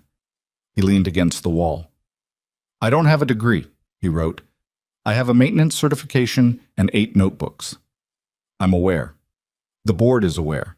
The job description is being written around what the role actually requires, not what a standard HR template says it requires. A pause. Nathan, you designed a mobility support system for $240 in material costs that outperforms equipment costing 20 times that. I have a Pacific Coast Capital partner who has been asking about you since the investor presentation. I have a medical specialist who told me last week that what's happened in our rehabilitation suite should be published. Another pause. I'm not offering you charity. I'm offering you the job you've been doing. He was quiet for a long time. Then he wrote, I'll need to think about it tonight. Of course, and I'll need to talk to Lily. He could feel the pause differently this time, something warmer in it. Obviously, she wrote, she's the most important person in this equation. He put his phone in his pocket and stood in the corridor for a moment longer. Through the window at the end of the hall, The city was doing its late afternoon thing. Light going gold and horizontal, shadows lengthening, the ordinary, enormous motion of a million people moving through their days. He thought about his wife. He did this sometimes, not in a painful way anymore, but in the way you consult someone whose opinion you valued, a brief reaching toward a presence that wasn't there. What would she think of this? What would she say? He thought she'd say, "What are you waiting for?" He took the elevator down to the lobby, walked out into the late afternoon, and headed toward the bus stop to pick up his daughter from school. Lily was quiet on this bus ride home, which was unusual. She was a talker, always processing the day out loud, producing a running commentary on her classmates and her teacher, and whatever she'd learned and what she thought about it. Silence from Lily generally meant something was cooking. He waited. They were 2 blocks from their street when she said, without preamble, "Jalen's mom showed him a picture of you on her phone." Nathan looked at her. "What did you tell him?" "I said that was my dad." She thought about it. "He said you were famous. I said you weren't famous. You just fixed something." She paused. "Then I thought about it, and I said, actually, I think you're kind of both." Nathan looked at his daughter. The serious expression, the way she was working through it in real time, her mother's eyes. "Lily," he said, "I might be getting a new job." She looked at him with full attention. Same building, different work, designing things instead of fixing things, or both. He paused. "It would mean better hours. I'd be home more." He looked at her. "But it's a big change. And before I said yes, I wanted to ask you what you thought." Lily considered this with the seriousness she brought to things she understood mattered. "The lady in the wheelchair," she said. "Is it her company?" "Yes." "Is she nice?" He thought about that with the same seriousness she was applying. She's real," he said. "She's honest, and she works hard, and she asks good questions. She's not always easy." He paused. "But she's real." Lily nodded slowly, processing. "She's the project," she said. "Not a question. The project is bigger than her, but yes, she's part of it." His daughter looked out the bus window for a moment, watching the street go by. "Dad," she said finally, "you've been happy-tired for 2 months. I think you should say yes." Nathan looked at her. "Also," she added, "Mrs. Okafor said you've been smiling in your sleep. She saw you through the window once." She said this with the matter-of-fact delivery of someone reporting a weather observation. "She told me not to tell you, but I think you should know." He sat with that for a moment. "When did you and Mrs. Okafor start comparing notes about me?" "We've always compared notes about you," Lily said, with the serene confidence of a 7-year-old who has understood for some time that she is not the only one keeping an eye on things. "We just usually don't tell you." Nathan looked out the bus window at his street, the familiar row of houses, the small front yards going gray in the evening light. He thought about a workshop in a basement and a woman at parallel bars and a spiral notebook full of calculations and 4 seconds of standing that neither of them had named yet. He thought, say yes. He thought, there's a next step. There's always a next step. The bus stopped at their corner and he took his daughter's hand and they got off. And the evening was cold and clear and unremarkable in all the ways that good ordinary evenings are. And Nathan Cole walked home with his daughter and thought about what he was going to build next. He said yes on a Friday morning, standing in the workshop with his 8th spiral notebook open on the bench in front of him, and the conversation was short because Victoria had known he was going to say yes probably before he did, and they both understood that the paperwork was a formality around something that had already been decided weeks ago in the way real decisions are actually made, not in a single moment, but incrementally, through accumulated evidence that one direction is right and the other directions are not. The formal offer letter sat on the workbench beside his notebook. Director of Adaptive Engineering. He'd read it 3 times, not because he didn't understand it, but because some things need to be read more than once before they become real. There's a clause in there about publishing the methodology, Victoria said. She was in her chair on the other side of the bench, reviewing the same document on her tablet. Sana pushed for it. Any process we develop here, the load distribution approach, the support configuration protocol, it goes into a peer-reviewed format that other clinicians can access. That's the right call. I know it is. I wanted you to know I agreed with it without being asked. She paused. The Pacific Coast Capital conversation happened. They're interested in funding a pilot program, affordable adaptive equipment for families who can't access high-cost solutions. She looked at him. Your $240 prototype is the center of that conversation. Nathan looked at the prototype frame on the far end of the bench. He'd refined it twice more since the first version, tighter tolerances, a simpler pneumatic fitting that a community workshop could fabricate without specialized machinery, instructions written in language that assume mechanical familiarity but not engineering training. He'd been writing those instructions in the evenings after Lily went to bed, working out how to explain what he knew in a way that was actually transferable rather than just described. How many families? He asked. The pilot is scoped for 40 households in the first year. If the outcomes support it, the second year targets 250. She held his gaze.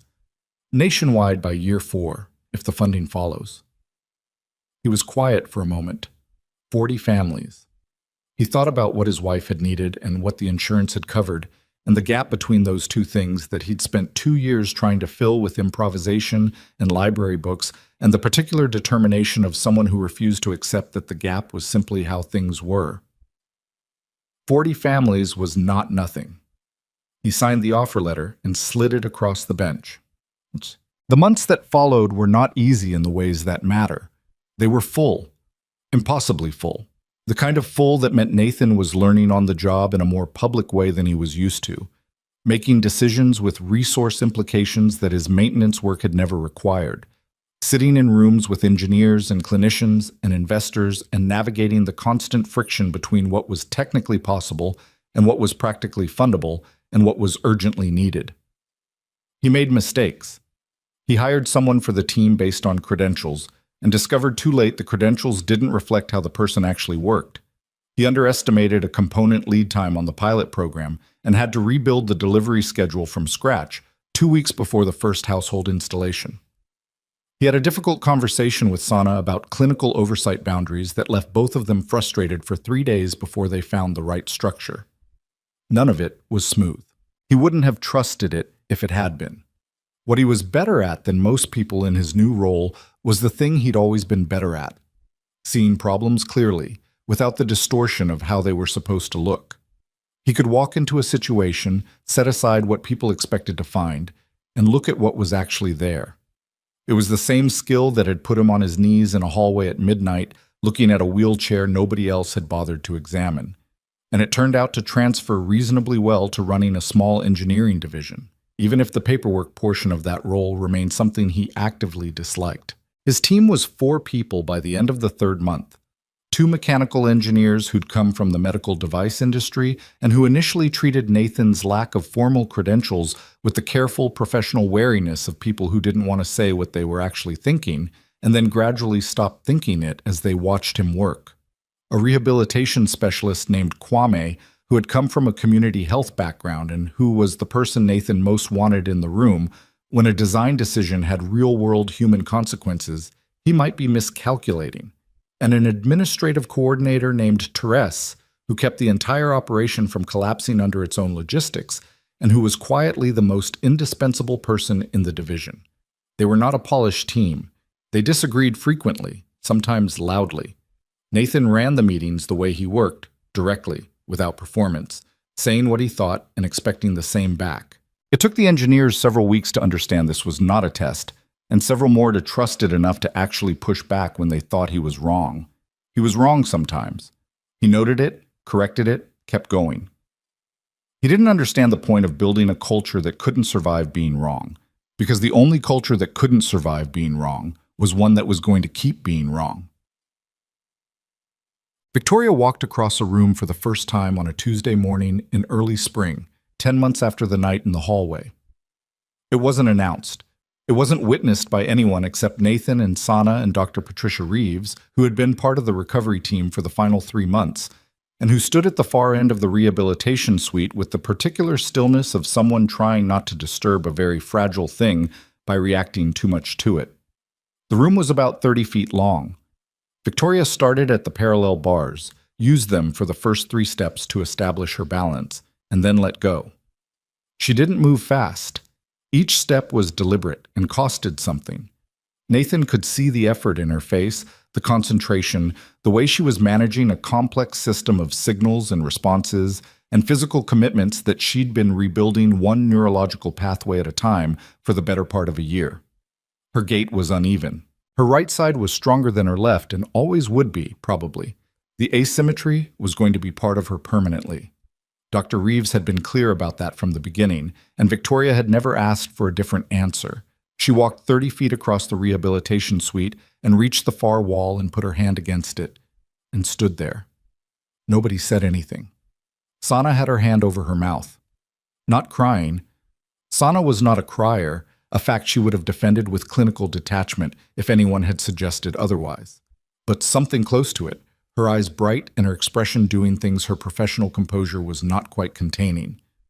Dr. Reeves exhaled a long breath through her nose and wrote something in her chart in the deliberate way of a person who needs something to do with her hands. Nathan stood in the middle of the room where he'd been standing when Victoria passed him, which was around the 15-foot mark, and he looked at the back of her.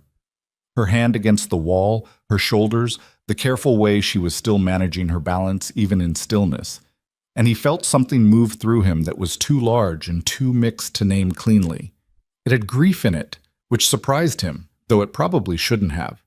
Grief for the years this had been impossible, for the woman who'd been managing so much pain for so long without anyone looking at the right level of the problem. It had something like pride, though that word wasn't quite right either. It had underneath both of those things a simpler and more solid feeling that he recognized from the best moments of his life. The feeling of having done the right work in the right direction and seen it become something real. Victoria turned around. She looked at the room, at Sana and Dr. Reeves and Nathan. And her face was not the composed CEO face, and it was not the carefully controlled rehabilitation patient face, and it was not any of the faces Nathan had cataloged over 10 months of 6:30 mornings. It was something underneath all of those, something older and less managed and entirely hers. "Okay," she said. Her voice was rough. "Okay," which was not much as statements went, but it was the right thing. Nathan crossed the room to where she was standing and stopped in front of her, and she looked up at him. She was 2 inches shorter than he'd realized, having only ever known her in the chair. And there was a moment between them that held everything they hadn't said over 10 months of workshop mornings and late-night texts and the particular intimacy of working toward a hard thing together. "Lily's going to want to see this," he said. Victoria's expression moved through several things and landed somewhere that was unmistakably a smile, a real one. Not the careful professional version, not the edge of something he'd seen occasionally in the hallway, a full, unguarded, slightly unsteady smile that changed her whole face. "I know," she said. "I've been thinking about that." He smiled back. "She's going to be insufferable about it. She's 7. She's earned insufferable." They stood there for a moment more. The 30 feet of floor between where she'd started and where she'd ended. Sana still composing herself in the background, the morning light coming in flat and clear through the suite's high windows. Then Victoria said, "Help me back to the bars. My left side is going to complain about this for the rest of the day." He offered his arm. She took it, not as a patient taking assistance, but as a person taking a steadying hand that was offered, and they walked back across the room together. 1. He brought Lily on a Saturday, 3 weeks later, after Victoria had been walking independently for long enough that the specific precariousness of those first days had settled into something more solid, something she trusted enough to do in front of a 7-year-old without anxiety about it. Victoria had suggested the timing. She'd also, Nathan discovered, spent some time thinking about what to do with a 7-year-old visitor, which had resulted in a rehabilitation suite that had been subtly reconfigured, the clinical starkness somewhat softened, a chair at the right height positioned near the parallel bars. And, on the bench in the corner, a small arrangement of engineering drawings and model components from the Accessibility Division's pilot program that were laid out in a way that was clearly intended to invite investigation. Lily noticed the components immediately upon entering and beelined for them before Nathan could introduce anyone to anyone. "What's this?" she asked, picking up one of the support bracket prototypes. "That's part of a wheelchair support system," Victoria said from where she was standing. Standing, not in the chair which she still used for longer distances and had no complicated feelings about, near the parallel bars. Your father designed it. Lily turned the bracket over in her hands with the focused attention she brought to anything mechanical, which Nathan recognized as a thing she'd gotten from him, and examined it from several angles. "How does it work?" she asked. So Victoria explained it. She was good at it, Nathan noted. She pitched the explanation at exactly the right level, not talking down, not oversimplifying, treating Lily's question as a real question that deserved a real answer. Lily listened and asked a follow-up question that was better than the ones most adults asked, and then another one. And the two of them were deep in conversation about pneumatic pressure and load distribution before Nathan had said more than 3 words. He sat in a chair near the window and watched his daughter and this woman talk shop, and something settled in his chest that had been unsettled for a long time. After a while, Victoria looked over at him with a question in her expression. "Ready?" And he nodded. She walked across the rehabilitation suite. Not the full 30 feet she'd done that first morning. A shorter distance, more controlled, demonstrating her current working gait rather than pushing its limits, because she'd understood without Nathan having to say it that this was about showing Lily something true rather than performing something impressive. Lily watched. She was very still, which was not her default state. She watched Victoria walk, the deliberate steps, the slight asymmetry, the visible effort, and the visible capacity.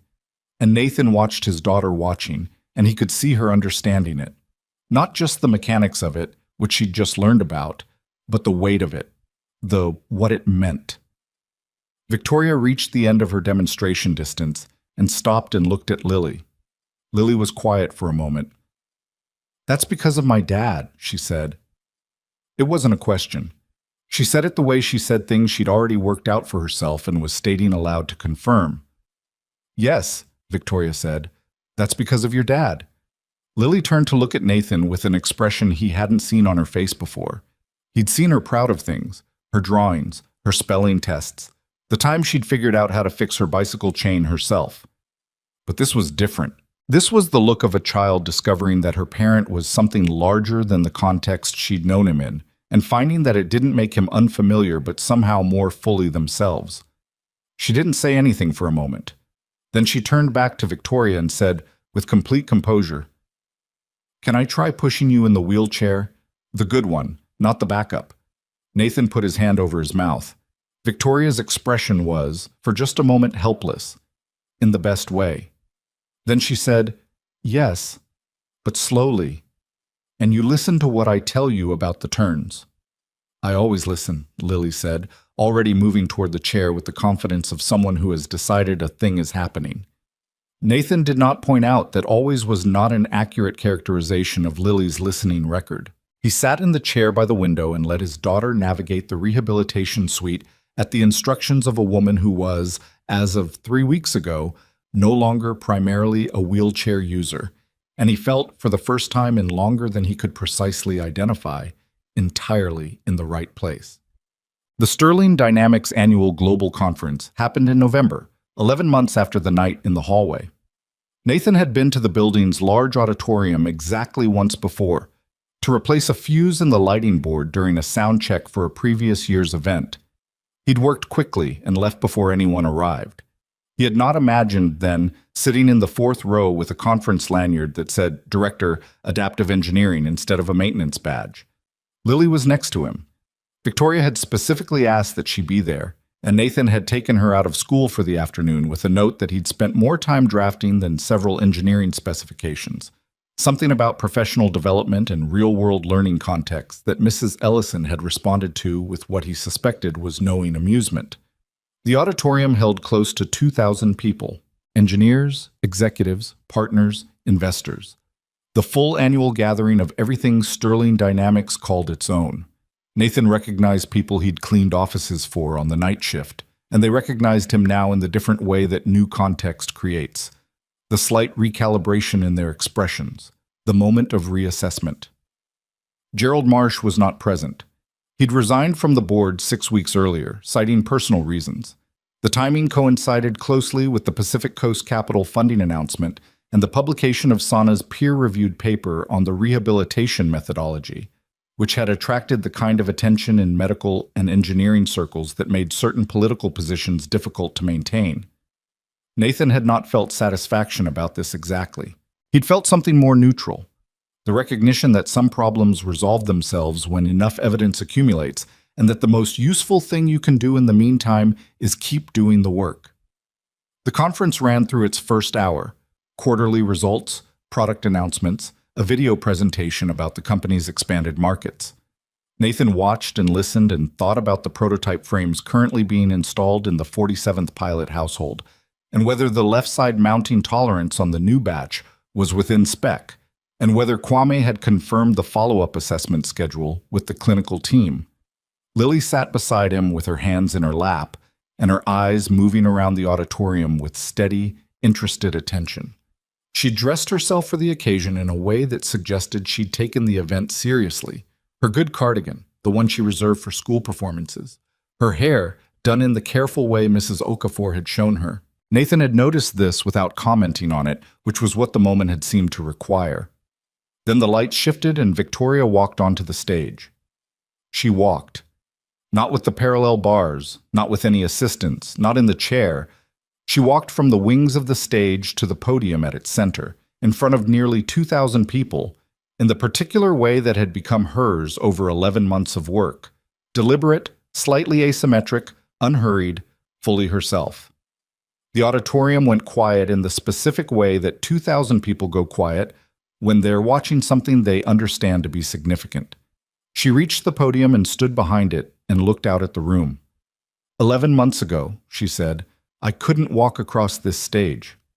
Her voice carried without effort, the same voice she used in every room, clear and direct and without performance. I want to talk today about what changed, not because it's my story, or not only because it's mine, but because what changed in my life is also what I want this company to become better at. And those two things are connected in a way I think is worth explaining. She spoke for 20 minutes. Nathan had known roughly what she was going to say because they'd talked about the speech in the evenings over the past 2 weeks. Not that she'd asked him to approve it, but that she'd wanted to think through parts of it out loud, and he was, by this point, the person she thought out loud with. He'd told her what landed and what didn't, and she'd argued with him about 2 parts and changed them anyway, which was a pattern he'd come to understand was her way of processing, rather than a request for his judgment. She talked about the work Sana and Dr. Reeves had done. She talked about the equipment problem, the systemic failure of the medical device industry to design for the specific person rather than the averaged patient, the gap between what technology could do and what most people could access. She talked about the pilot program in the 47 households and the peer-reviewed methodology that was already being piloted by 2 rehabilitation centers in other states. And then she stopped and looked out at the room and said, None of that happened because of $1 million research program. It happened because a man who pushed a mop through these hallways every night for 3 years looked at a problem nobody else was looking at and didn't stop looking at it. The auditorium was very still. His name is Nathan Cole. He's sitting in the 4th row. He is now the director of adaptive engineering at this company, and what that division is building will reach more people than anything else we announced today. I want you to know his name. 2,000 people turned. Nathan felt it, the collective attention of the room shifting toward him, and he sat with it without flinching, which was harder than it sounds, but less hard than it had been in the months before. He'd had practice with being looked at. He was still not entirely comfortable with it, and suspected he never would be, which was probably fine. Lily reached over and took his hand. He looked down at her. She was looking straight ahead at the stage, not at him, her hand in his, her expression carrying a quiet gravity that was not what he'd expected from a 7-year-old, but that was, he was coming to understand, entirely characteristic of this specific 7-year-old. The applause started. It built. The kind of applause that doesn't begin all at once, but that grows as people make decisions about it, and by the time it reached its peak, it was the sustained standing kind that Nathan had only ever witnessed on television, and that felt, from the inside, completely different from what he'd imagined it would feel. He didn't stand up or wave or do any of the things that the moment seemed to expect of him. He sat in his seat and held his daughter's hand and let the sound of it wash over him. And he thought about a hallway at midnight and a woman in a chair nobody had properly looked at, and a library book on embedded control systems, and 8 spiral notebooks, and the particular expression on Lily's face when she'd watched Victoria walk across the rehabilitation suite and understood what it meant. He thought about his wife. He thought about her the way he sometimes did in good moments now. Not with the gutting ache of the first years, but with something softer, an awareness of absence that coexisted with the presence of everything around him without canceling either one. She would have had things to say about all of this. He could almost hear what they would be. He thought about the 47 households. He thought about the 48th, which was being installed next week. He thought about the funding meeting on Thursday with the Pacific Coast Group, and the research paper Kwame was co-authoring with Sana, and the 2 engineers on his team who had stopped being careful around him and had started being honest, which was a better thing. The applause settled. The conference moved on. Victoria caught his eye from the stage, just briefly, a direct look that didn't need anything added to it, and then she turned back to the room and continued. Afterward, in the corridor outside the auditorium, in the dispersing crowd of people in conference lanyards and good shoes, Lily looked up at Nathan and said, "Dad?" "Yeah." "I want to be an engineer." He looked at her. "Since when?" "Since the bracket," she said, with the certainty of someone who had been waiting for the right moment to announce a decision already made. "The one I held in the rehabilitation room. I've been thinking about it." "You've been thinking about engineering since September and you're just telling me now?" She considered this. "I wanted to make sure first."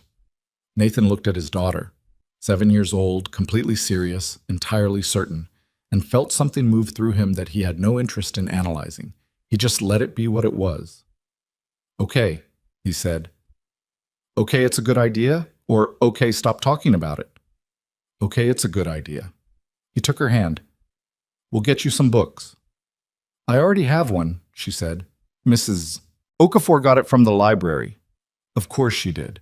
They found Victoria in a smaller room off the main corridor, navigating a cluster of people who all wanted a conversation she was managing with the efficient grace of someone who'd been doing it for years. Nathan and Lily waited at the edge. Lily with patient attention, Nathan with his hands in his jacket pockets and his conference lanyard still around his neck, which he was going to have to get used to the same way he'd gotten used to a lot of things this year. When the cluster thinned, Victoria moved toward them, and her eyes went to Lily first. "Well?" she said. "You were good," Lily told her. The assessment was delivered with no hedging, as pure observation.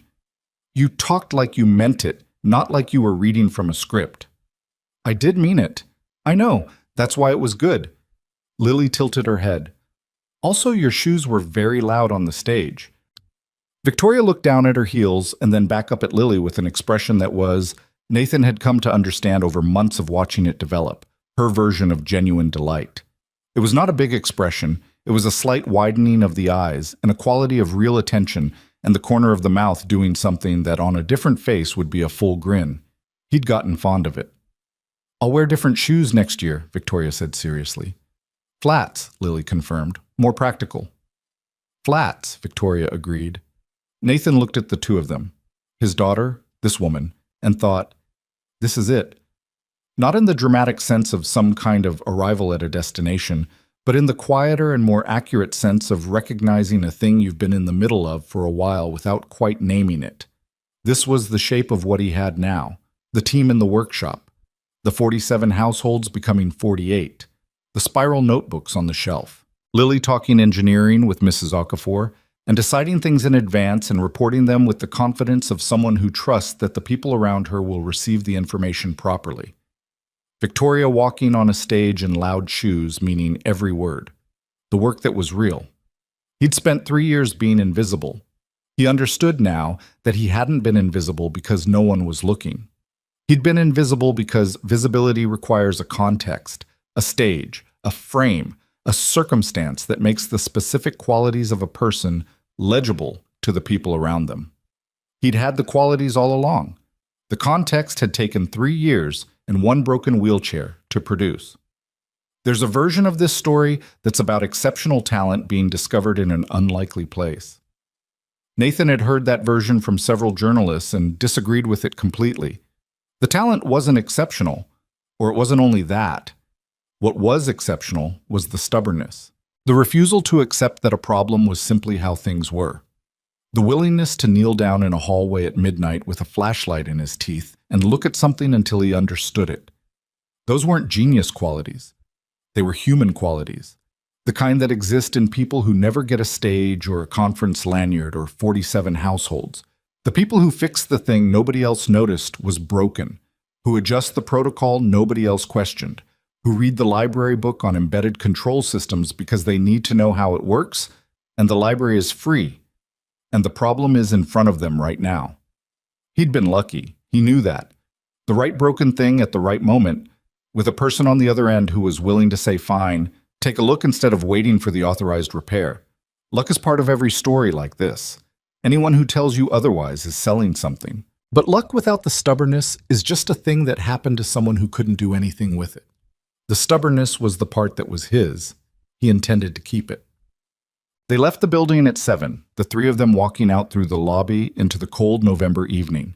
Lily between them holding Nathan's hand and talking about the bridge design she'd seen in the engineering book Mrs. Okafor had borrowed, explaining the load distribution principles to Victoria with a confidence that suggested she'd read that section more than once and was ready to be tested on it. Victoria listened with real attention and asked 2 questions that sent Lily into further explanation, and Nathan walked beside them on the pavement with the city doing its evening thing around them. Cab lights and restaurant windows, and the ordinary enormous motion of people going to the places they were going. And he thought about nothing in particular for the first time in a long time because there was nothing pending that needed thinking about at exactly this moment. That was new. He let himself have it. Dad, Lily said, looking up at him. Can we get dinner? I'm hungry and we've been at the building for 6 hours. We've been there for 4 hours. It felt like 6. She looked at Victoria. Are you hungry? Victoria considered this with the gravity the question deserved. I could eat. Good. Lily looked back up at Nathan with the expectant expression of someone who has already decided how the next 30 minutes are going to go and is simply waiting for the adults to catch up. There's a diner 2 blocks that way. I saw it when we walked here. I know the diner, Nathan said. Is it good? It's fine. The coffee is bad. I don't drink coffee, Lily said. So that doesn't apply to me. She looked at Victoria. Do you drink coffee? Extensively, Victoria said. Then you'll be unhappy. She considered. But I think the pancakes are good. She's never been to this diner, Nathan told Victoria. How do you know they're good? Victoria asked Lily. Lily thought about it for a second. I don't, she admitted. But pancakes are usually good. That is, Victoria said, a reasonable operating assumption. And so they went to the diner, the 3 of them in the cold November evening, and the coffee was bad and the pancakes were actually good, and Lily explained bridge load distribution to a CEO over orange juice, and Nathan sat across from 2 people who had become, in the span of a year and through the most unlikely sequence of events, the shape of his life going forward. Not without difficulty, not without the things that were still unresolved. The asymmetry in Victoria's gait that would always be part of her, the 48th household installation on Thursday that might hit the same mounting tolerance issue as the previous batch. The conversation about what came next between him and Victoria that was not yet in words but was clearly coming. The way Lily sometimes still looked at his old maintenance badge that he'd kept on the kitchen counter and got quiet in a way he didn't push her to explain. Life is not a problem solved.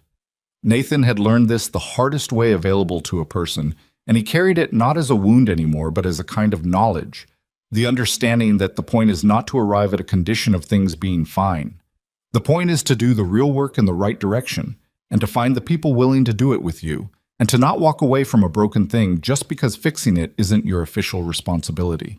He thought about the bracket. The first bracket, in the hallway at midnight, cracked from load patterns nobody had thought to examine. You clear the debris. You stabilize what can be stabilized. You identify what the real problem is. And then you start from the base assumptions and you build it differently. That's all it ever is. That's all it ever was. The pancakes came and Lily immediately put too much syrup on hers, and Victoria wrapped both hands around a cup of genuinely mediocre coffee with the expression of someone making peace with a situation, and outside the diner window, the city went on being itself, indifferent and full, and lit up against the dark. And Nathan Cole sat in the fourth row of his own life and thought, "This is the work, right here. This is exactly it." And it was.